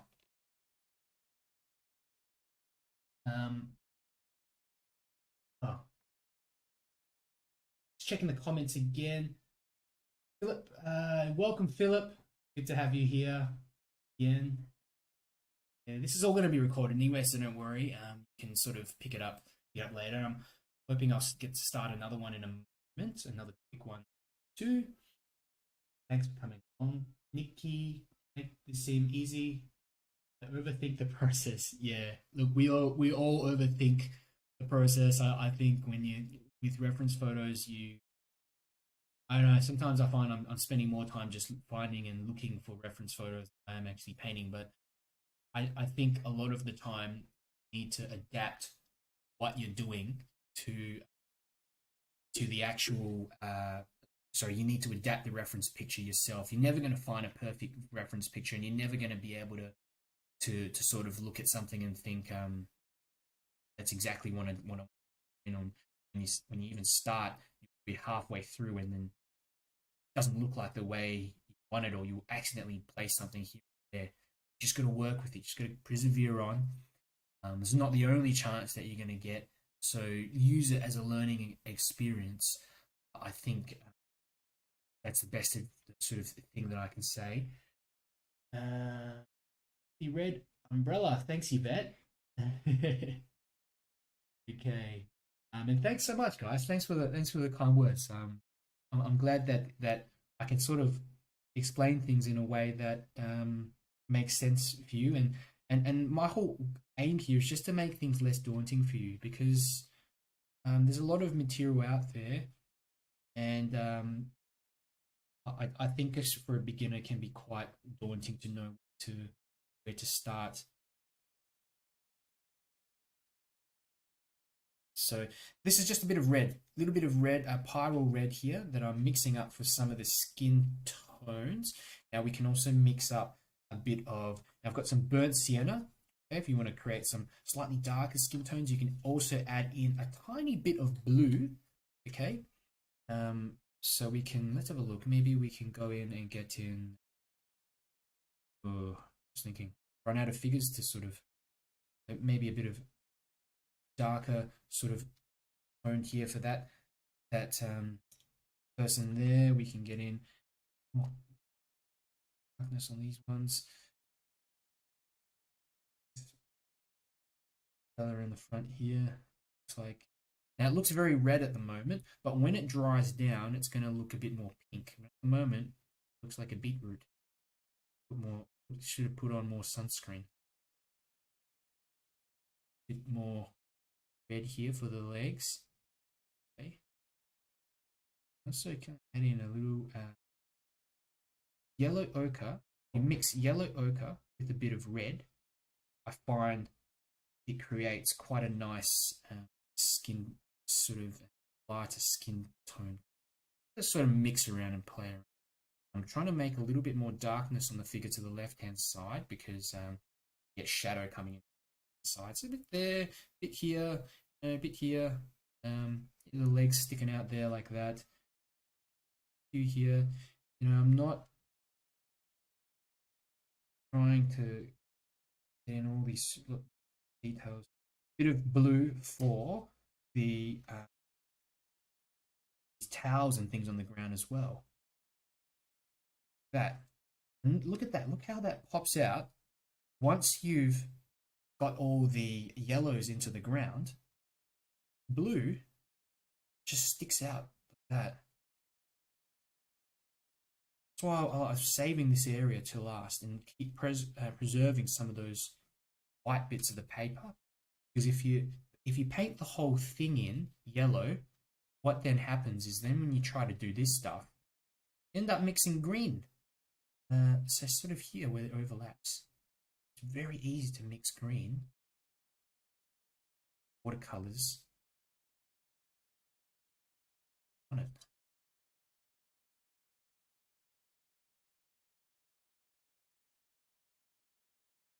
There. Let's put in some blue for the shirt, yellow. Oops. Now I've mixed some green accidentally. Done it again. It's okay. You can have a green shirt. This person here, let's get in some purple. Let's get in a bit of purple. And notice the washes I'm using here are so light, because all we are doing is just adding a wash over the top. We're not trying to get in details of the figures. All we're trying to do is get in a basic wash. Light wash over the top of everything. Approximately 1/4 pigment, 3/4 water. Be a little bit more in some areas. It's a rough guide that will help out. Blue here. And shirt. I like having these contrasts in here. This box blue here. That bit here, there. We can put in some yellow. Can we get in some yellow? It's fine. Maybe his shorts. Bit of yellow here for the shorts. That. There for the trolley.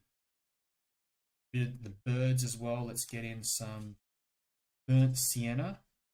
We can also just use some bit of grey mixed up on the paper. It's not a huge deal. but I'm leaving a bit of white on the birds. So I'm just sort of touching them to make it, you know, make it more obvious that they're there. That's all I'm doing. So bits and pieces.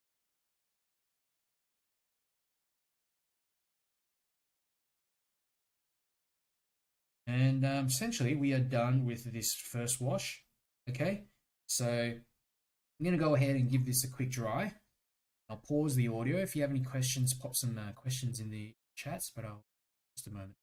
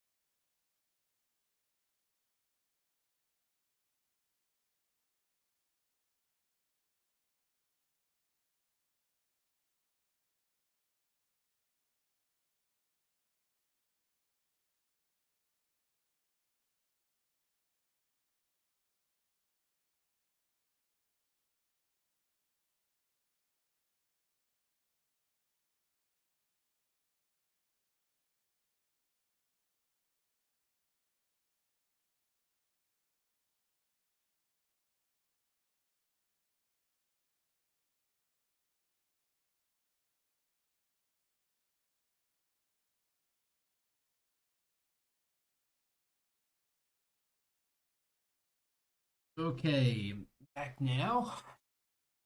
Think of checking the chat again from V. Maybe my blankets went in too dark, and now they look like they're floating on the sand. Yeah, it's what you can do. You can use a bit of if you just dip your brush in some clean water and dry it off a little bit on some bit of towel, and then just touch that brush, go over that brush on the areas that are too dark. So just kind of re-wet those areas, and then take a tissue and just lift off, and you should be able to lighten those areas a little bit. Okay, and the tissue will sort of diffuse a little bit of that effect, so it just won't look too obvious. It's another way if you think you've got a bit too dark, because it's important to leave a lot of this light and stuff on here. It don't look like much at the moment, but what I'm going to show you is how to put in all the shadows and make everything together. This is my favorite, really my favorite part of it. So I've got a few brushes here. I've got a number 4 round brush, number 6 round brush, and a number 8 round brush. And I'm going to be using these all to get in a shadow coming to the left-hand side. And the shadow color is going to be a mixture of different colors. So I've got some ultramarine blue here. Here, just get this ultramarine blue, okay, mixed with a bit of this pyrrole red. I don't know what it is, to be honest. There's a bit of, in fact, I've got some yellow ochre mixed in here too. And the shadow colors, I really combine a lot of different colors here. So that might be kind of purplish color. Then I might get a bit of neutral tint here. It's just neutral tint. It's just a dark sort of shadowy color. You can mix yellow, red, and blue to make a shadow color as well. So that really helps, especially if you've got a limited palette. Red, yellow, and blue.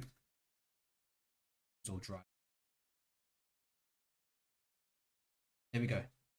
A darker sort of color. The color doesn't matter all that much, other than we're just going to make it dark. Okay. And preferably a little bit on the cool side. When I say cool side, I mean a little bit more bluish, that shadow. Slightly bit more bluish. Because having that blue contrast a little bit more with the bluish greys contrast a bit with all this yellow is going to look nice.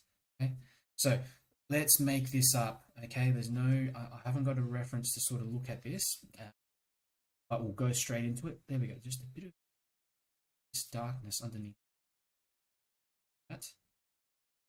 That's not dark enough. Let me put in a bit more neutral tint in here. Not too dark, just enough to apply some darkness underneath the umbrellas. That connects on to the stems of the umbrellas down to the ground. Okay, this is the kind of scary bit. People were always afraid to put in the shadows. I used to be terrified of putting. It's very strong at times. So this, I'm just guessing, this shadow that's going to be cast on part of this person's body section there on the ground towards this. I'm going to have this person pretty much all in shadow, maybe part of his face just sort of sticking out a bit. That, his legs there. Just soften off this section here. Shadow here going across the towel, and it connects up also with the person. The person also casts a bit of a shadow to the left like that. Okay. If you want to make it more interesting, you can also make the shadow come a little bit forwards. The only thing is that you're going to have to make all the other shadows also a bit. I might have it just go to the left to the front. So not exactly left, but you know, a little bit to the front. So that the shadow, if it's cast to the front, will have a bit more width to it. If the shadow is just cast completely to the left, you're just going to get a thinner shadow, and I want these shadows to look more, just have a bit more body to them. Same thing for this one here. Let's put in a bit of shadow underneath the umbrella. Just touch it under there, just a light touch. Just now. There we go. And notice how I do all the shadows in one go. Let's put that all in. This person is pretty much in the shade there. This one's in the sun. I'm going to bother with to the right hand side.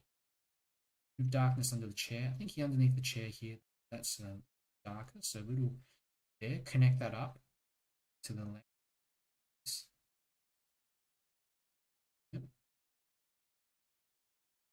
Go. This figure here, maybe also under shade like this. Shadow that up. That. Great. Continuing on now, let's put in a bit of darker color on the left hand side of this figure. I'll probably darken this figure a fair bit, to be honest, to bring the figure more, tiny bit forwards, and even add some more, something like to this figure, just to forwards more. Okay, so let's leave that surfboard. These figures here in the back, they are really too much of a. Just gonna add a bit of darkness running in between this. Okay. Darkness. Let's have a look what's coming in. Anything, basically any object here is going to cast a small shadow to the left side. Birds with shadow, but I'm going to work on the shadow of these ones, these two figures. So connect the legs up like this, and I'm just going to draw a shadow. It's running towards the side, connecting with the legs. Should do. Got this figure here, this fella, that's gonna cast a shadow over the top of everything here to the left. It's there. It's probably that's too dark. It's like this. The important thing is we're just trying to leave in some of the blues and the lighter colors top. Okay. Top is stuff. We want to put in a bit of shadow, darkness on the left side of his body. This. Emphasize the feeling of light coming in from the right hand side. A bit more perfect. A bit more perfect. You know, I've been using the same brush now. I recommend swapping to a smaller brush for some of these ones. It just makes it easier. Birds here, just creating some shadows on the ground. Just something like this. Okay. So, just a little bit of darkness at the bottom. That's all we need.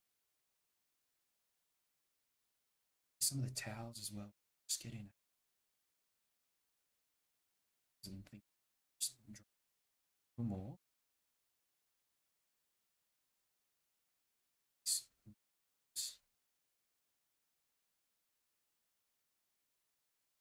Bird shadow. Also got these figures here. Really shadow on the side of them. Moving towards the left, like that. There we go. Okay.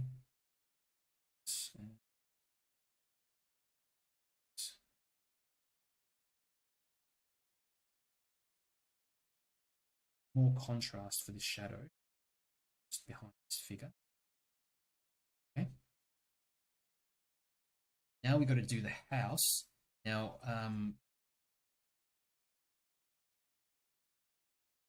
let's go in with this larger brush and we'll darken underneath.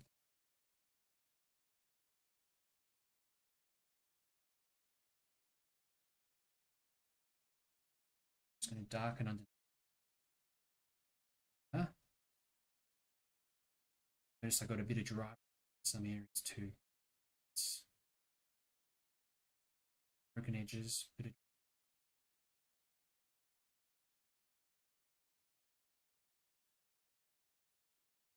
look at that reference. Oh well.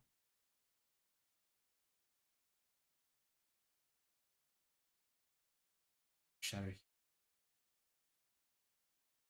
There's the shadow to the left side building here. Mix up with the side of the on the ground. Just to anchor slightly to the ground, not overly. Some little stairs.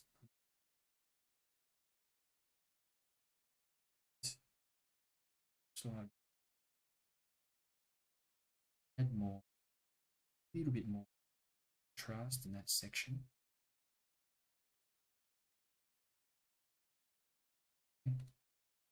Stick, my brush, stuff going on in there. Rooftop, what we can do is also just pick up a little bit of this dark paint, just drawing a few little straight lines. That just need to do it. It's just what I paint there.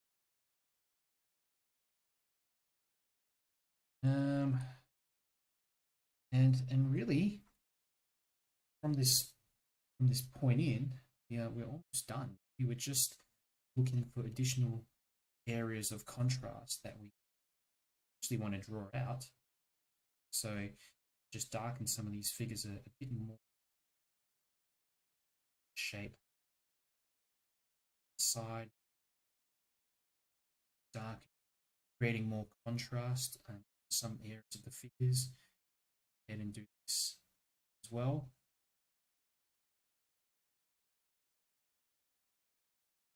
Essentially, we pretty much done this one. It's just at this point finishing touches, really, just finishing touches on things and bringing out details. I think even the birds, you want to put some more details for the birds, so you can just put in a bit of shadow underneath them or to the left side, just a little indication. Notice how I'm not spending too much time in one area because I don't want I to go towards any particular too much. Maybe to these areas here, just where there's more contrast. play around with colors as well in some areas. Just be careful with this section, because you tend to, it's easy to get rid of all the full color and you start playing and things too much. And I've already actually drawn some birds and a few here and there as well. I tend to do it with, actually, I don't know, beforehand. Here and there. They help break up the sky a little bit. On the ground as well, you can just sort of dry brush some little bits and pieces in here as well.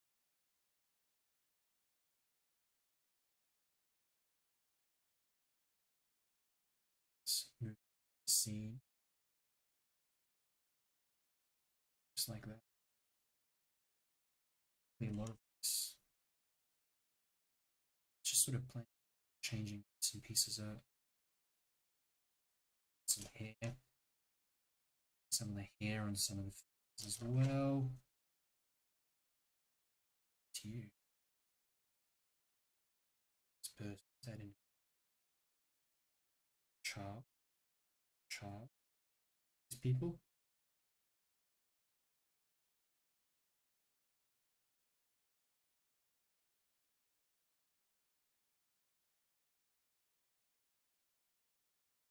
And another thing, a little finishing touch that I like to do with the waves, I also like to pick up a tiny bit of,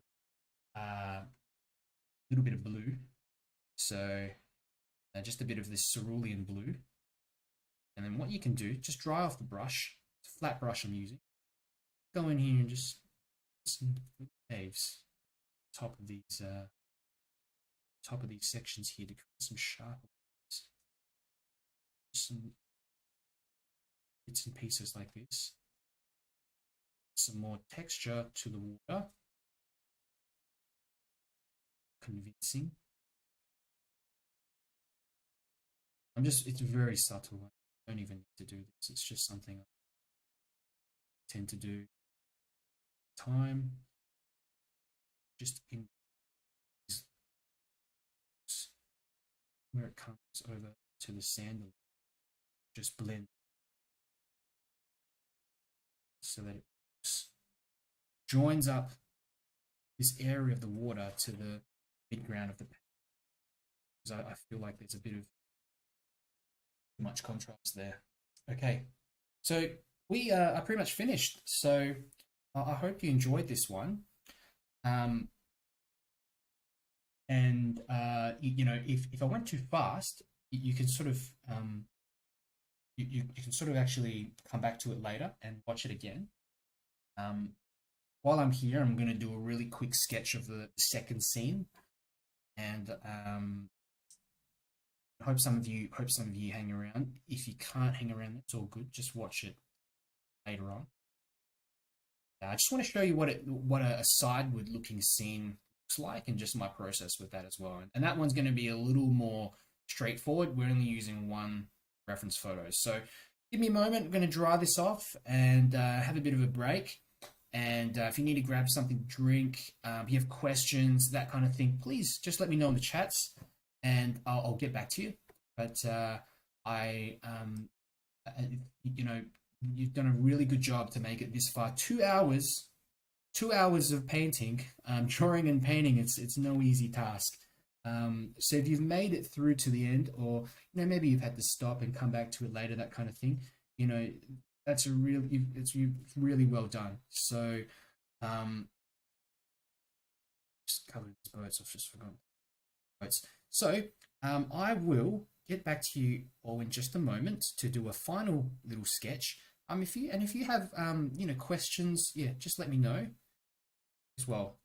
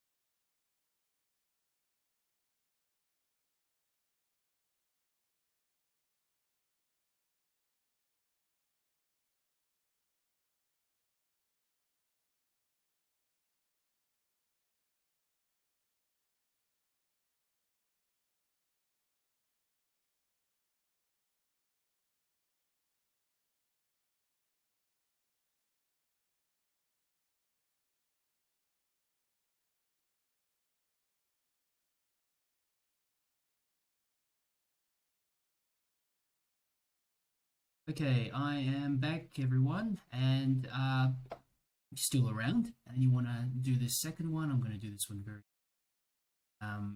Bring out that second reference picture in the discussion section, and I'll get through. I'm just going to go through and have a look at the questions.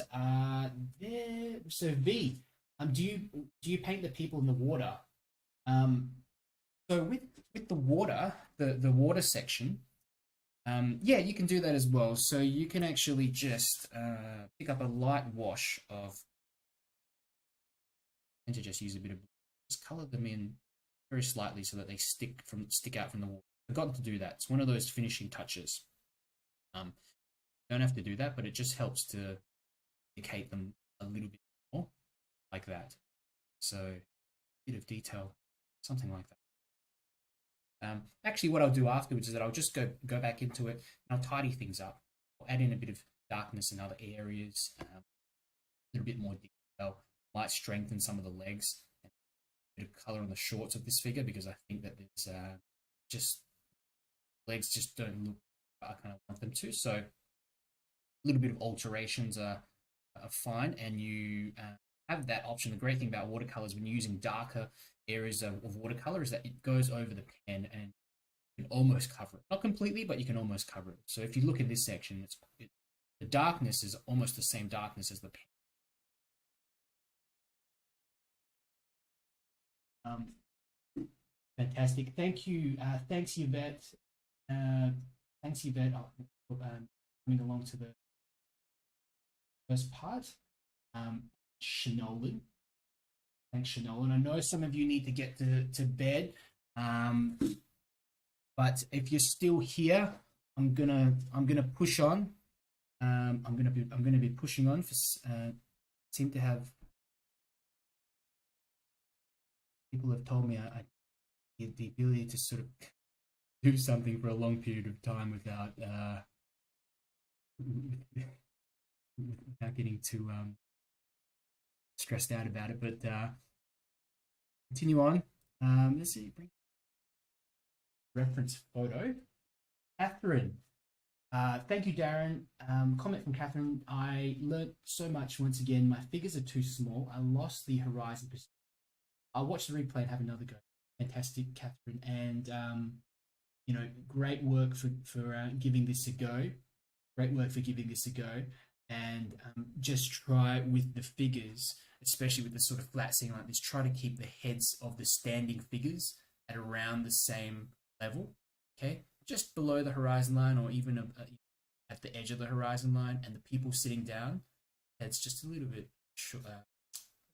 lower, especially for kids as well.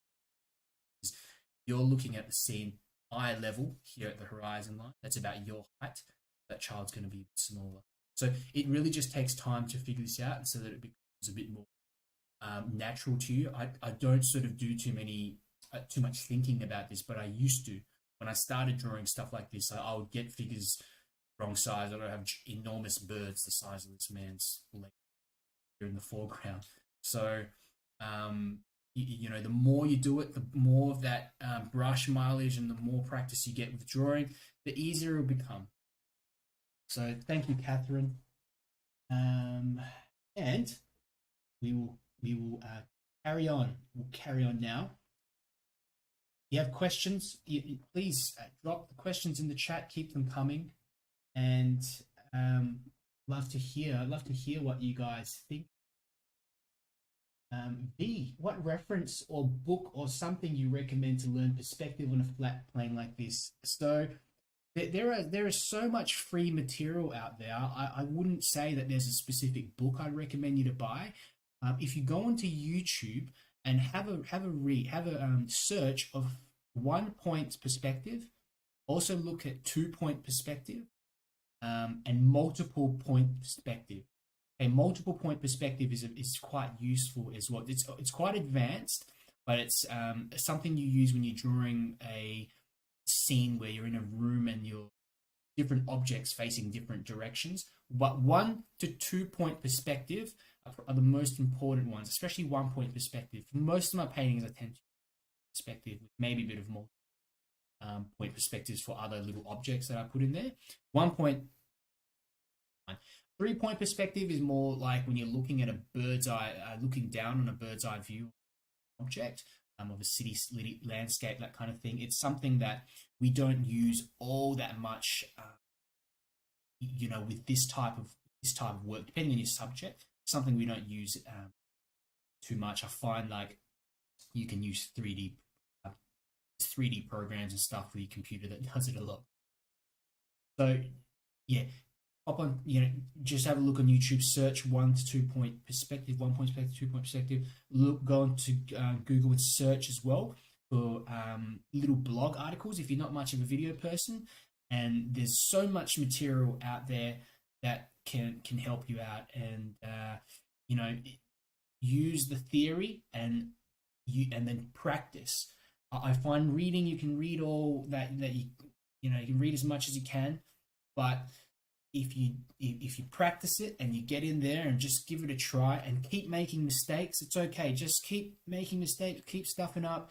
Eventually, you'll get to a point where it makes sense to you, but it takes so many goes, maybe hundreds and hundreds of goes, before you can be comfortable sketching from a reference picture like this.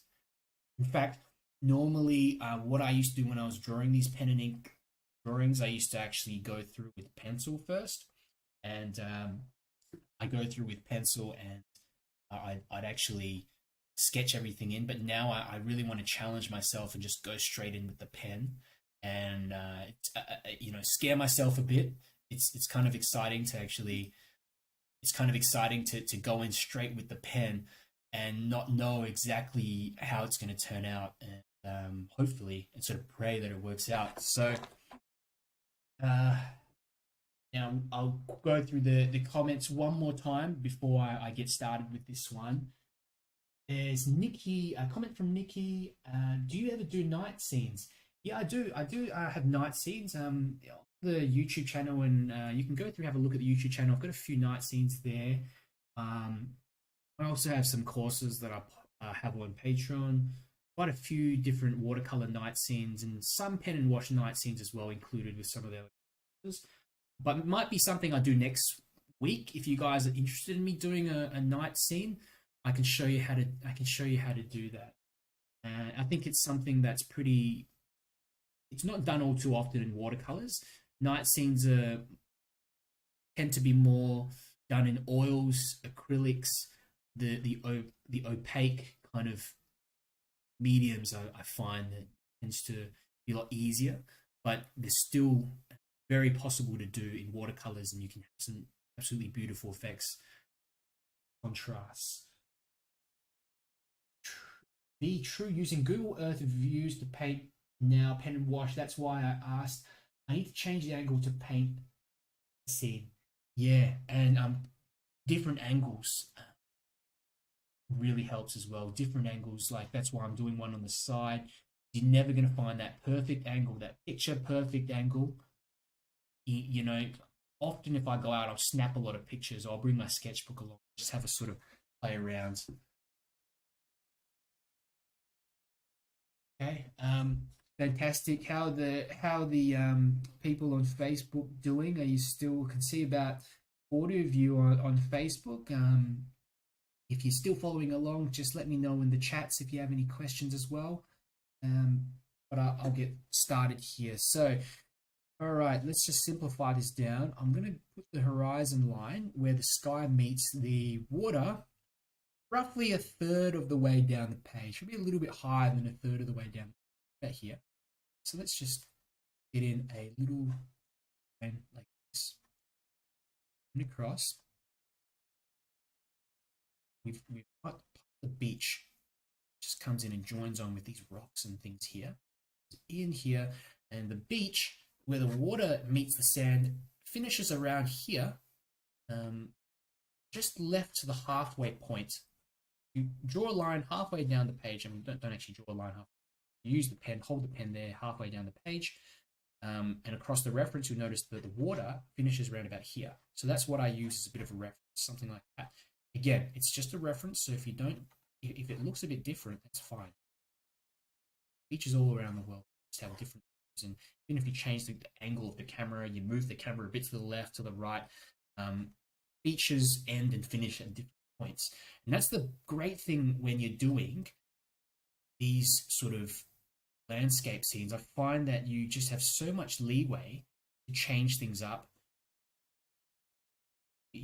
I'm more enjoy doing landscapes actually than doing portraits. I do portraits as well, but I have to spend a lot of time on those portraits because they require a lot of concentration and making sure everything is in the right place. Because as you know, space someone's eyes even a centimeter apart, it doesn't look like it.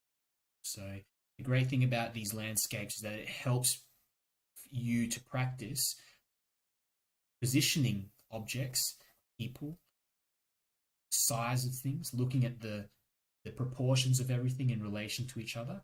The skills you learn here can be applied to portrait painting, can be applied to pretty much anything. The drawing part is super important.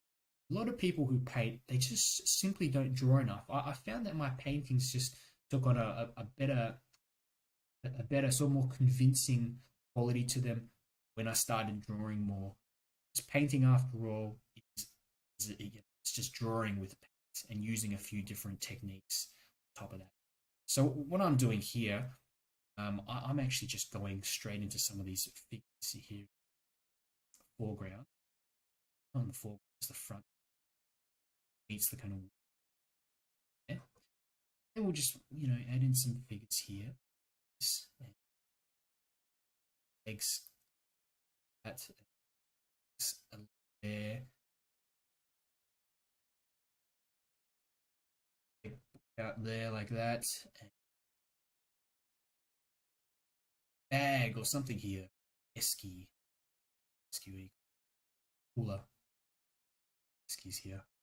And finish that off down the side like that. I love these sort of, so much busyness and so much stuff going on in here. And the great thing, again, just pick things out. We got the stem of an umbrella, and I'll just draw in the side of it like this, like that. There you go. Look at that. It's just a triangle.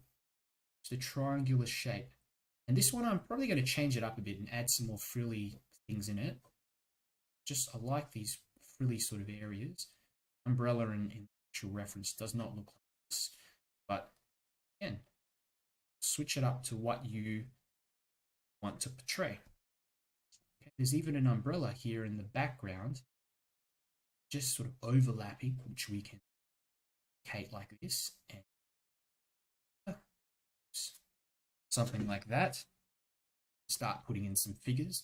Now remember these people are closer, so the heads are going to be a little bigger. Okay. Woman there, she's leaning over to the left-hand side. Okay, go to that left side.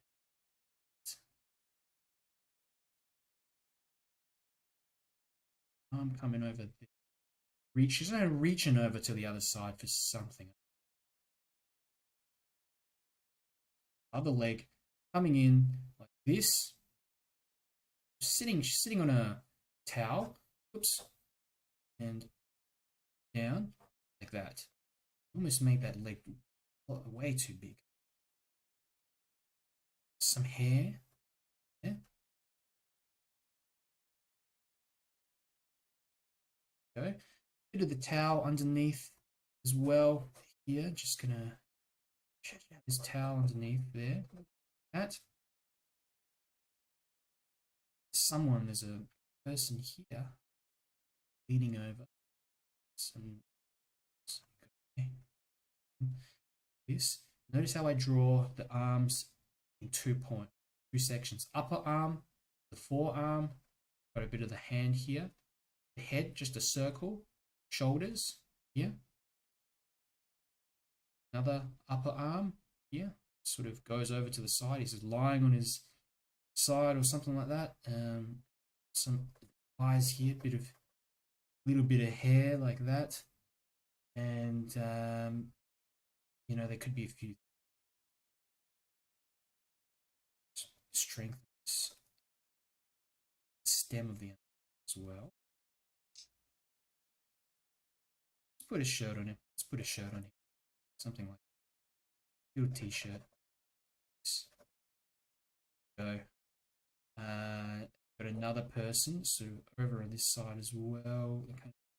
And just leaning over. Head might be to some hair. It's all good. Sitting on the side like that. Other person just sitting on the side. You know, let's pick out a few more bits and pieces here.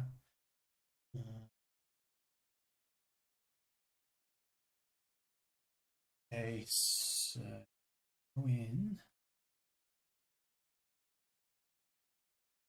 outline this ocean.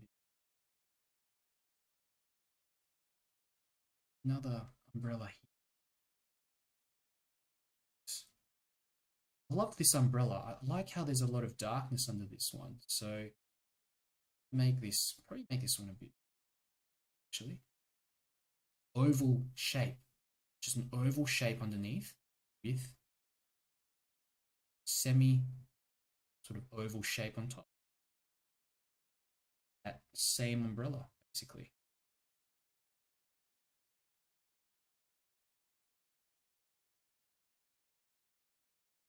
Okay. Stem of the and a few other people. Another thing I might want to add is a larger person here. Foreground. Let's put in a head of a person here.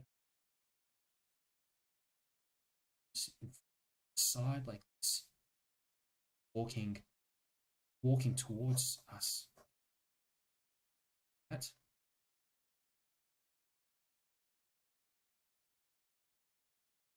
Go. Walking towards the scene. Just lengthen the arms, put some hands on him. T-shirt. This. Let's get in maybe some little stripes. Shirt. Okay.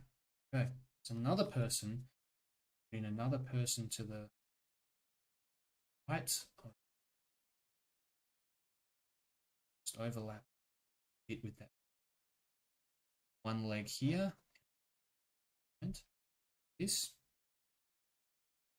So yeah, maybe with this one. That. Okay.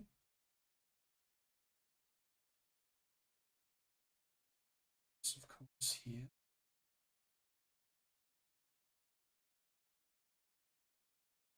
There.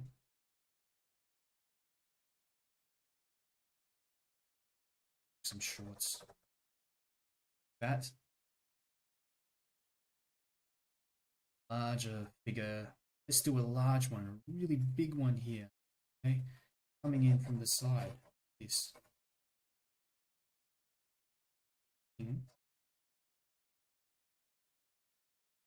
Towards inside the seam. The legs almost coming out of the seam. This bit of to the imagination. Okay. Larger figure there. Just have this even add. Swap this for a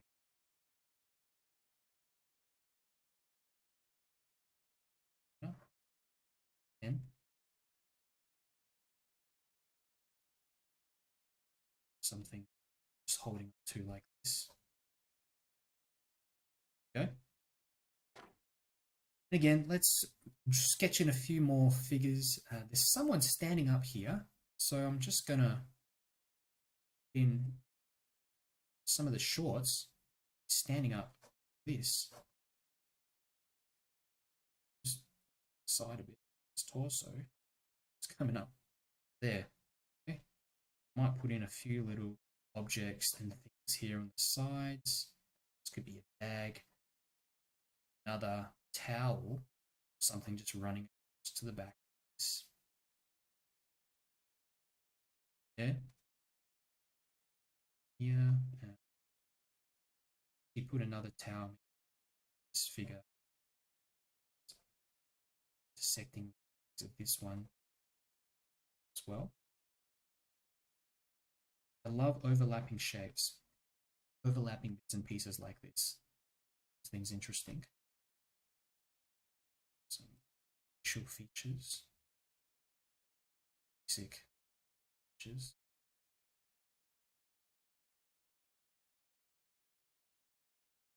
Okay, and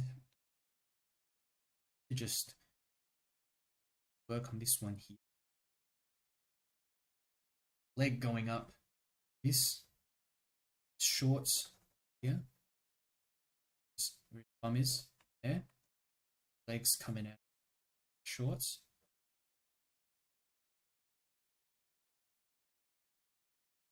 Here, more people, more sort of people, someone's head here, just sort of looking over what they're doing,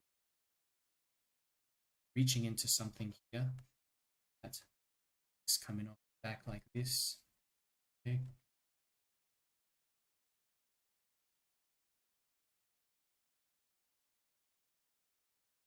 Also get in a bit of this background as well. I think what I'll do is I'll actually reduce this, make it a bit more simpler, and turn it just into a headland sort of area, some trees and things from the background. Okay, so reduce this down a bit to this section like that. Does it stop? Look at here. So it comes down. This is the line. Box and stuff, and you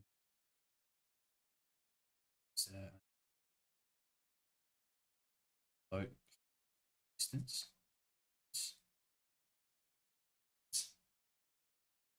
Might even have a couple of people paddle boards standing on these paddle boards or something.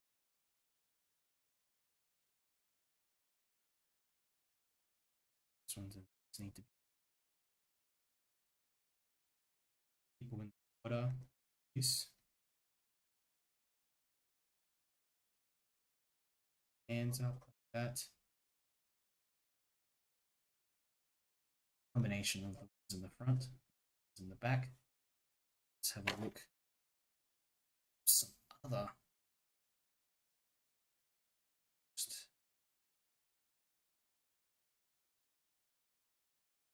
That overlapping, more overlapping sort of shapes. More kind of walking around here in the background. That connecting on figures in the foreground. This larger figure.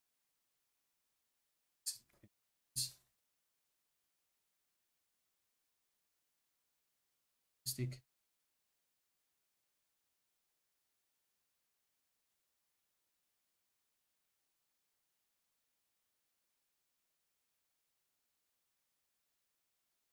Sitting down, pushing over something.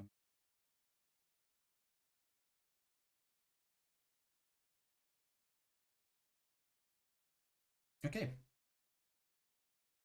So I think I'll get started and go ahead and paint this.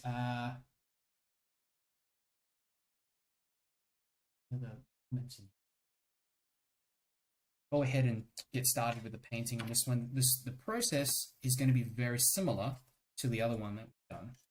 So we're going to be using a bit of yellow just and get in around. So I'll actually use one of these flat brushes. Try a bit of this bit of 𝗪𝗪𝗔𝗟 yellow. Let's try some of this.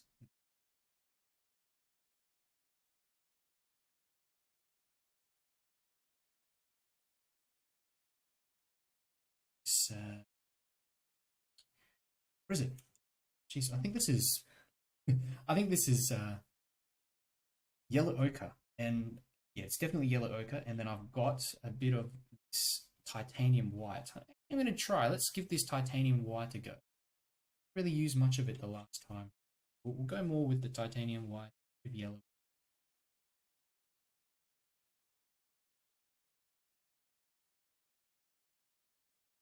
Philip, thank you, Philip. Comment. I hope everyone gain something from these. Glad you're here. I'm glad you're here, Philip, and thank you so much for your support. I always, one thing I liked is just how you were just helpful and honest with some of your feedback and some of my views, and really appreciate that. And just your support being here. I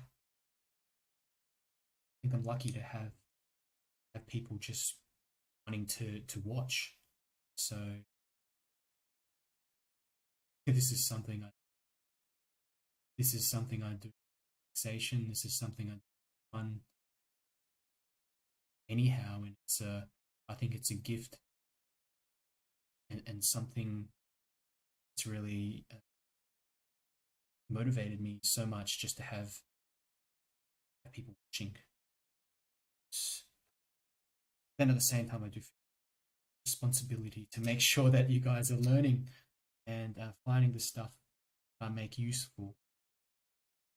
The feedback that is just so important. So thank you, Philip. And just a bit more. This is a bit of a rough one. This is a bit. So I need to get some lunch. I need to get some lunch in me. Here we go. Bit of yellow for the top of this. Top of that now. Yeah. And let's go in with the water now. Let's make the water a bit turquoisey. Now, if we get a little bit of Naples yellow and a bit of cerulean blue, we mix them together, what we get this lovely turquoisey sort of color. Now, you can make your own Naples yellow if you've got a bit of white gouache and bright yellow. So anything like a cadmium yellow, permanent yellow, 𝗪𝗙𝗏𝗧𝗏 yellow, any of that stuff, if you've got any of that, you can mix it with some white gouache, create this color. Rather than go yourself turquoise, mix up here. Actually, we can't pass over and it's kind of difficult for us to go out these days. And then lockdown is getting a bit better now. We're able to go out, but shops wise, we got to get stuff delivered. Not sure how, but it seems some of my friends over in Europe goes back to normal. So hopefully, stage 2. Dropping in a bit of water, bit of blue, darker sort of blue in here. Cerulean blue paint to just get in a bit of color through there. Okay. While I can as well, bits in this little, could be seaweed or who knows. Just I feel like there needs to be some textures and things here. It just looks too neat. Look at the reference photo. Actually, lots of footprints and sticks and things in here as well. This is just a quick way to put everything in. Sticks. It's here, so it's no stuff in the background now. I'm gonna go. Let's just go in. Let's put in some yellow ochre background. To start off with, just a bit of yellow ochre. This headland.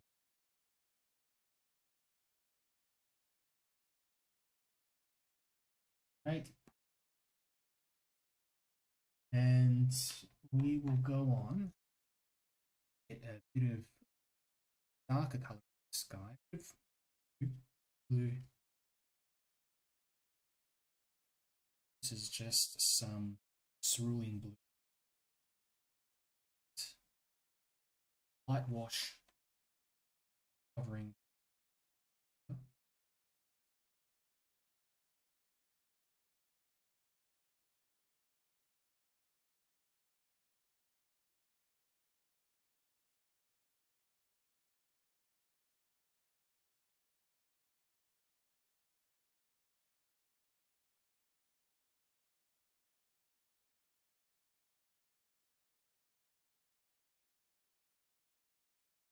Excellent.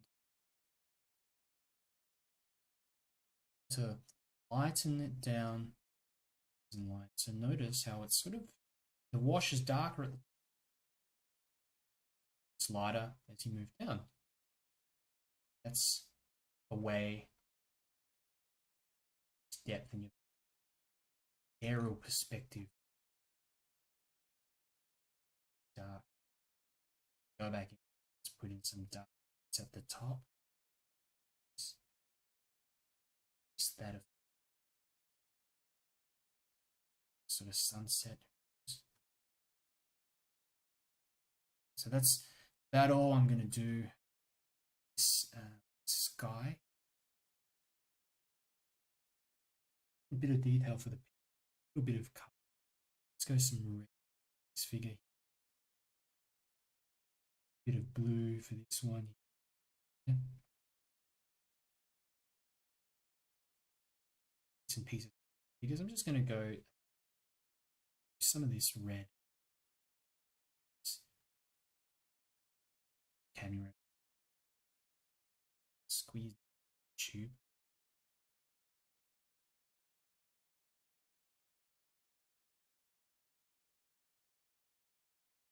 Again, it's just my little way. Some of these colors quickly.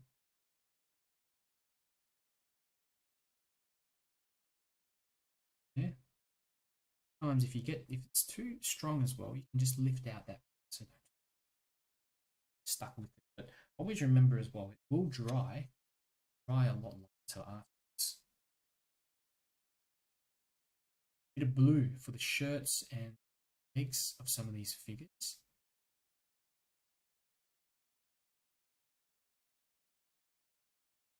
A little bit of cerulean blue as well. Or cerulean.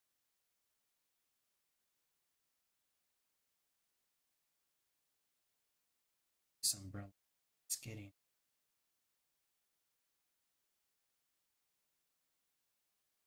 Magenta kind of.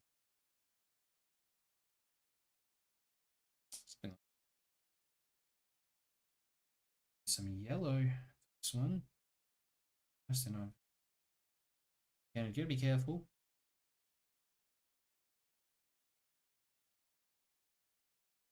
Okay, so give this a really quick dry and finish it off with all shadows.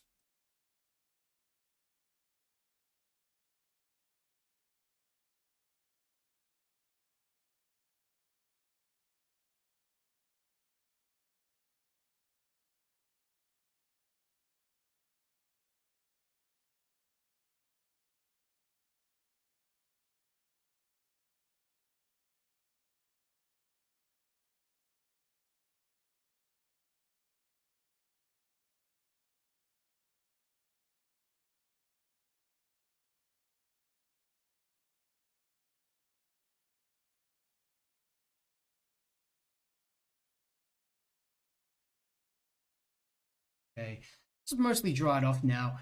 We'll get into painting the shadows. If you're still watching, let me know where you're from. I tend to do these lives 10:30 Melbourne time, a little bit early in the morning for the viewers. Most of my viewers are over the States, and so I figure people who are still awake now, either in Australia or I don't know. If you're out there, I'd really love to hear from you. Let me know what you think of how the class is going. If you have questions and just any feedbacks, and maybe if you want me to do some of the lives at a different time as well. I'm still experimenting to see what times work for different people. So yeah, if you've got ideas, or if you feel like you benefit from a class that's a bit later in the day for you, just let me know, and I'll do my best to see if I can jump on sometime. Because I paint during the week anyway, so it's quite easy for me just to turn that. Let's record. Awesome. Don Johnson Kansas. Going well, having fun. Fantastic, Don. What time is it for you guys over there?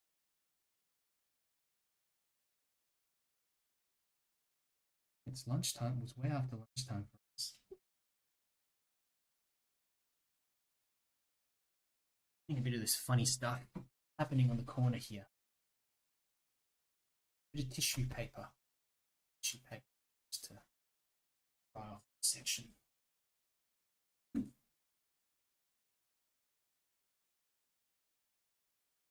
Message from 𝗢𝗙𝗙𝗜𝗓𝗡. Sorry if I pronounce your name incorrectly. Watching from Thailand. Fantastic. Been to Thailand many years ago. Would have been nearly, Jesus, 10 years ago now. Amazing place. I love I remember going to this market called the 𝗪𝗙𝗙𝗜𝗙𝗏. It's enormous market. And I love Thai food. It's super spicy, and you know my parents are from Singapore. They handle spice really well. I do all right, but with some of the Thai foods, like I love to eat them, but sometimes it's just so spicy. Actually, my face is turning a different color, but I continue. So great to have you here. Great to have you here. Patrick Johnson, hi from New Hampshire, US. Great time for us. Caitlin and Patrick, fantastic. Did you, Patrick? Were you the one? Were you saying that you were watching along with your wife? I can't remember if that was you. Your partner might have said that. Maybe I'm mistaken. 10 p.m. Janine Martin, New York. Thanks so much for this class. It's 11:07 p.m.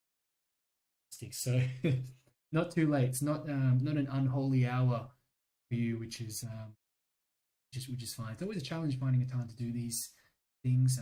I'm not a huge morning person, but I'm definitely adapting. I'm definitely getting used to it. To sort of to wake up a bit early. I just tend to stay up way too late and get I don't know. I just be doing a painting or be making a video or just be working on my social media and stuff. And I look at the time, it's 2 a.m. What am I doing? Time to get to sleep. And so it's like my body's just adapted being up constantly until 1 a.m., 2 a.m. and it's terrible. Should really sleep early. Oh, fantastic.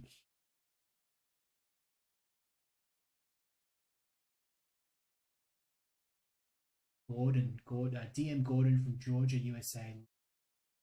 Current time slot. Awesome. So I'll probably keep this one. It also keeps me. It also helps me wake up a bit early. Wake up at night, which is probably a normal time for most people. I've got a normal day job, so I'm pretty much starting at night. All the weekends I tend to sleep. I tend to sleep in, especially if I'm sleeping later. So yeah, and God, fantastic. How Patrick and how are you guys going at the moment with your paintings? Are you enjoying it? You're keeping up, and it's nice to see you both do something like this together as well. Yeah, it must be fun, sort of you guys. And Gian, I visited Melbourne and Sydney about 10 years ago. What a beautiful country. Would love to come back and visit someday. Just the 24-hour flying was a bit crazy.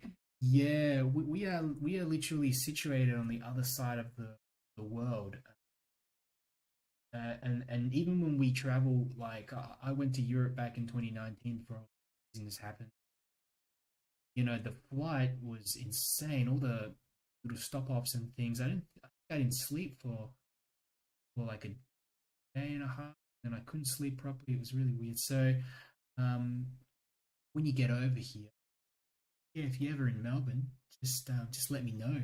Hopefully sometime in the future. I'm trying to organize some plein air sort of events, sketching events where people just rock up with their sketchbooks, just sort of paint and draw together certain scenes in Melbourne. So if you're ever in Melbourne, just drop me a message, and hopefully by that time things will be up and you can come along. But anyway, really nice, and it's great to hear from all of you. Thank you for watching. Really appreciate it. So let's go ahead and finish this off and started. So what I want to do now is we just want to get in some shadows. Just like the other ones, we're going to get in a basic shadow across everything. Okay, a bit of detail, a bit of darkness in this background as well for the headland. Okay, so I'm going to be picking up, again, my smaller brushes, and you want to use brushes that are an appropriate size. And when I say an appropriate size, I mean appropriate to whatever you're painting. So if you're painting a little umbrella like this, you want to use a smaller brush, because if you go in and you pick up something like this to paint this umbrella, probably going to make a mistake. It's just going to be harder to get in more detail. Unless you just want to color it in the same color, this brush is fine. But otherwise, smaller details, I tend to use smaller brushes. So I don't really say exactly what size all the time, because it really depends on the bit of paper that you're using. So you've got to decide for yourself at the end of the day, what's the largest brush I can use to paint this particular shape accurately. So you don't want to go too small, because that's just going to make it a bit too harsh and stick out. Broader brush strokes I tend to work better for these sort of looser style paintings. So again, I'm going to mix up. I've got some ultramarine blue. This is some French ultramarine. I found an old tube of it. I sort of did the same thing. Just getting rid of some of the old tubes that I've managed to find some of this stuff.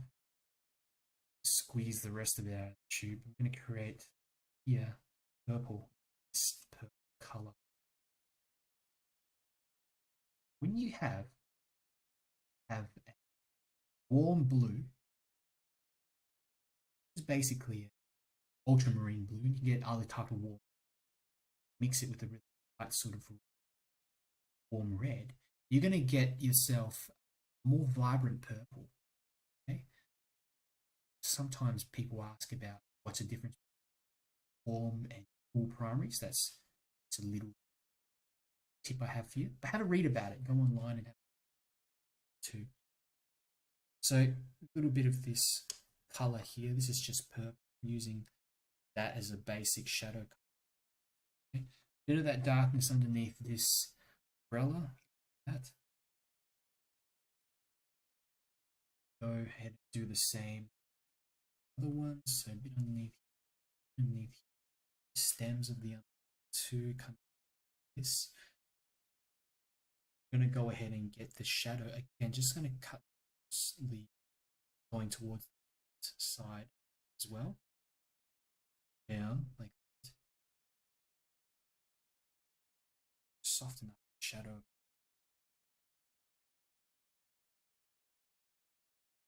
Across to the left. Some of these here, just running towards these figures. Don't be afraid to go a bit darker here. It will just create more contrast. Just depends how much contrast you want. It's just simplify. What I'll do, darker of this one to the left side, and a bit more neutral tint. Shadow right towards that side. Same for this figure here. The shadows in the foreground figures are just that little bit more important because they're closer, obviously, to the view. So you've got to just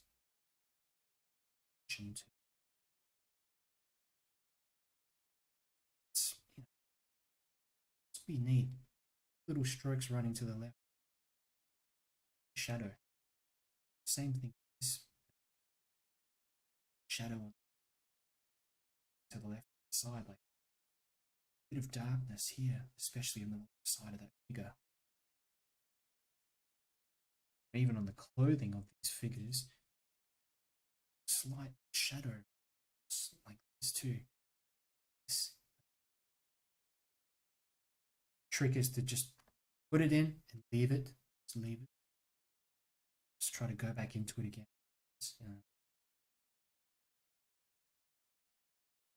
More shadows on these figures. They're underneath the umbrellas. So having some more darkness under there will just under shadow this umbrella. On the stem a little bit, it's kind of come to the right. We'll make do with it. Just work with it.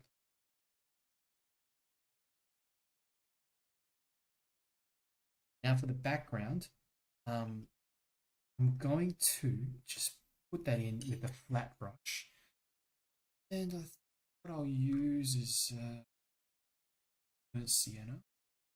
Burnt sienna. Still want it to be warm. Still want it to be nice and warm. Some purple in there. Great thing though is around this umbrella. Some of these figures. Flat brushes are great for cutting around objects. They're just so effective. So I tend to use them actually for this purpose. Sharper shapes like that. Okay. You don't want a headland that's as sharp. Pre-wet this area here. Back into it. It's going to have a line near the horizon line. Headland. It's just going to spread and just dilute out a bit, but I'm going into this area it's still obviously it's completely dry, so that's how getting a sharp edge. Timing of the watercolors is very important, just to know the exact time to go in.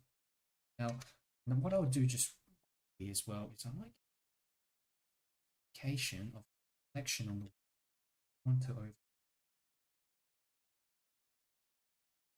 So I love this light that's preserved. Skipping, show. Little indication of that reflection. Not much.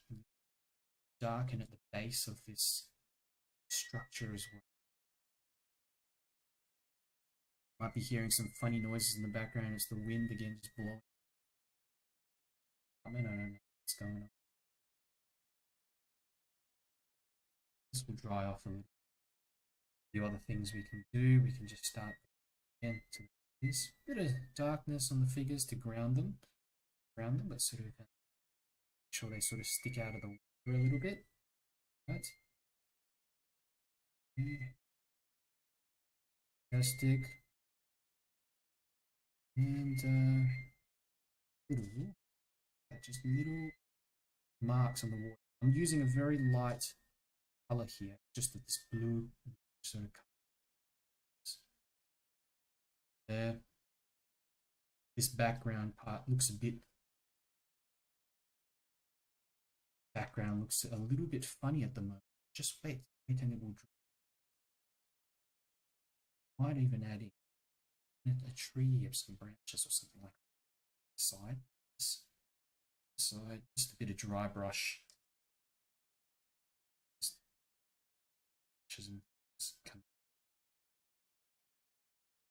to change things up. A bit of darkness into this section as well.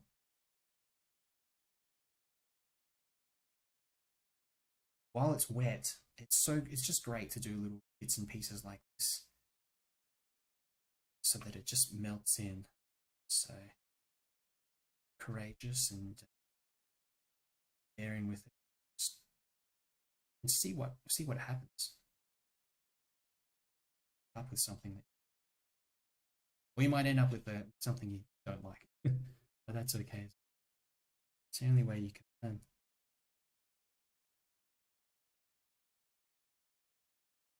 I've gone over trees and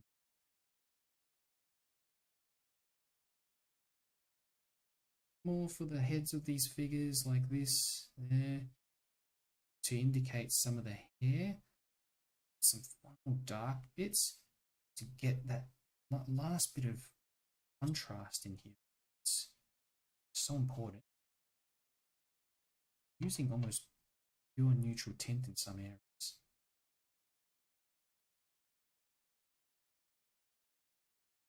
Drawing more contrast out. Seaweed, it's a seaweed and stuff that washes up on the shore. So you can go in and just drop in a few here. And this helps to mark the boundary of where the water starts and where the sand begins, and helps connect the water along with the sand. That's the only reason I like to use these bits of things here, to connect up the water and the sand.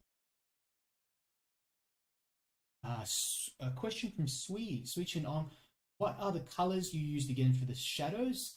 Ultramarine and alizarin crimson. So I basically use ultramarine and a bit of pyrrole red. But try different combinations and find something that works for you. I'm just mixing up a purplish color here, but still trying to add in a little bit of grey to it as well, so that it helps contrast with the yellows and stuff in the sand. That's just something I'm just having a bit of a play. And in this section where there's a bit of this stuff in the bit of dry brush, and why am I doing this? I'm doing this to get texture on these areas of rock, turning the brush on its side, drying it off a bit, and just rubbing it across the paper like that. Okay, so we got combinations of different textures. Okay, some softer textures here, and we got some hard, rougher textures here. Another thing you could even do, little jetties in the background. So I mean, these are actually rocks, but if I, for example, just started putting these little what do you call them, pylons running off into the distance, suddenly what we've got is a bit of a jetty there in the background. It's underneath too. Jetty. Now, because that's almost too dark, I need to go back and join it on to the rocks and stuff, so that it all looks a bit together, joined onto the side of the rocks. Like bottom part of the rocks, I like just darken off a bit as well, like that.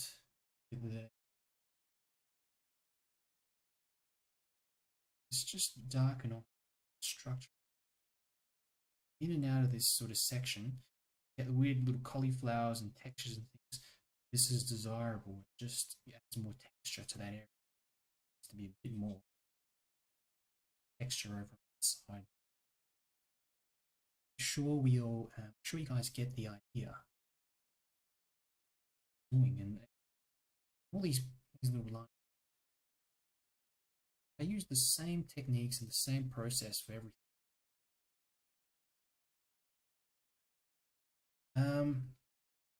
Excellent. So last steps, what we're going to do, we're going to put in a few little birds, just a few little touches in the sky, V shapes, some parts like that. Try to space them out in a regular sort of way. This one's probably too big. So you make little mistakes, you get little bits of paint on the paper like that, just turn them into birds. Make the wings. The wings are in different, stages of flight. Some are kind of like this, the wings down, some of the wings are up. Some of the wings are almost completely flat, 180 degrees. So you in there. Okay. Bit in the ground for this, this sort of stuff that I was doing, but I mean areas of texture as well to balance out the sky. So there's some textures in the ground too. So it's not completely flat. Just eliminate some of that flatness. Bit there. Suddenly everything sort of joins together.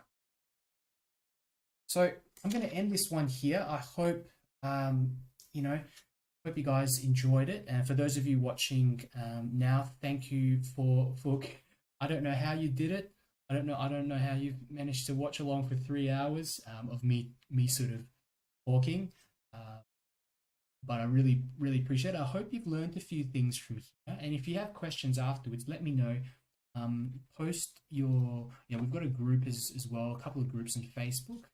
You can check the event link and it has all the groups in there so you can have a look. So post it to the Watercolor Mentor page, Watercolor Beginners group. And tag me as well if you want some feedback. I try my best to get back to everyone. It's getting, these days there's a lot of posts, so I really try my best. Take a look at it. You send it through, and if you like this video, just share it out there. Share it there with a few of your friends, some groups and stuff. I always appreciate that. It helps me get more kind of viewers as well, and keep on drawing, keep on painting. Make it fun by sketching, and I find like I keep saying in all my other videos that getting started is one of the hardest things. In any task, I find just getting started, that mental process of thinking, I'm going to get all this stuff, I got to do this and that. So any way that you can reduce that kind of reluctance to of thinking, oh, there's so much I've got to get ready and things like that, that's really helpful. So that's why I kind of work from sketchbooks. It's also why I do a lot of these little sketches, because the motivation to do them is a lot higher. It's just easy. Pick up a pen and sketch rather than sticky tape the paper down, stuff like that. So thank you all for watching, and thank you all to my supporters and also current and his patrons over in Patreon.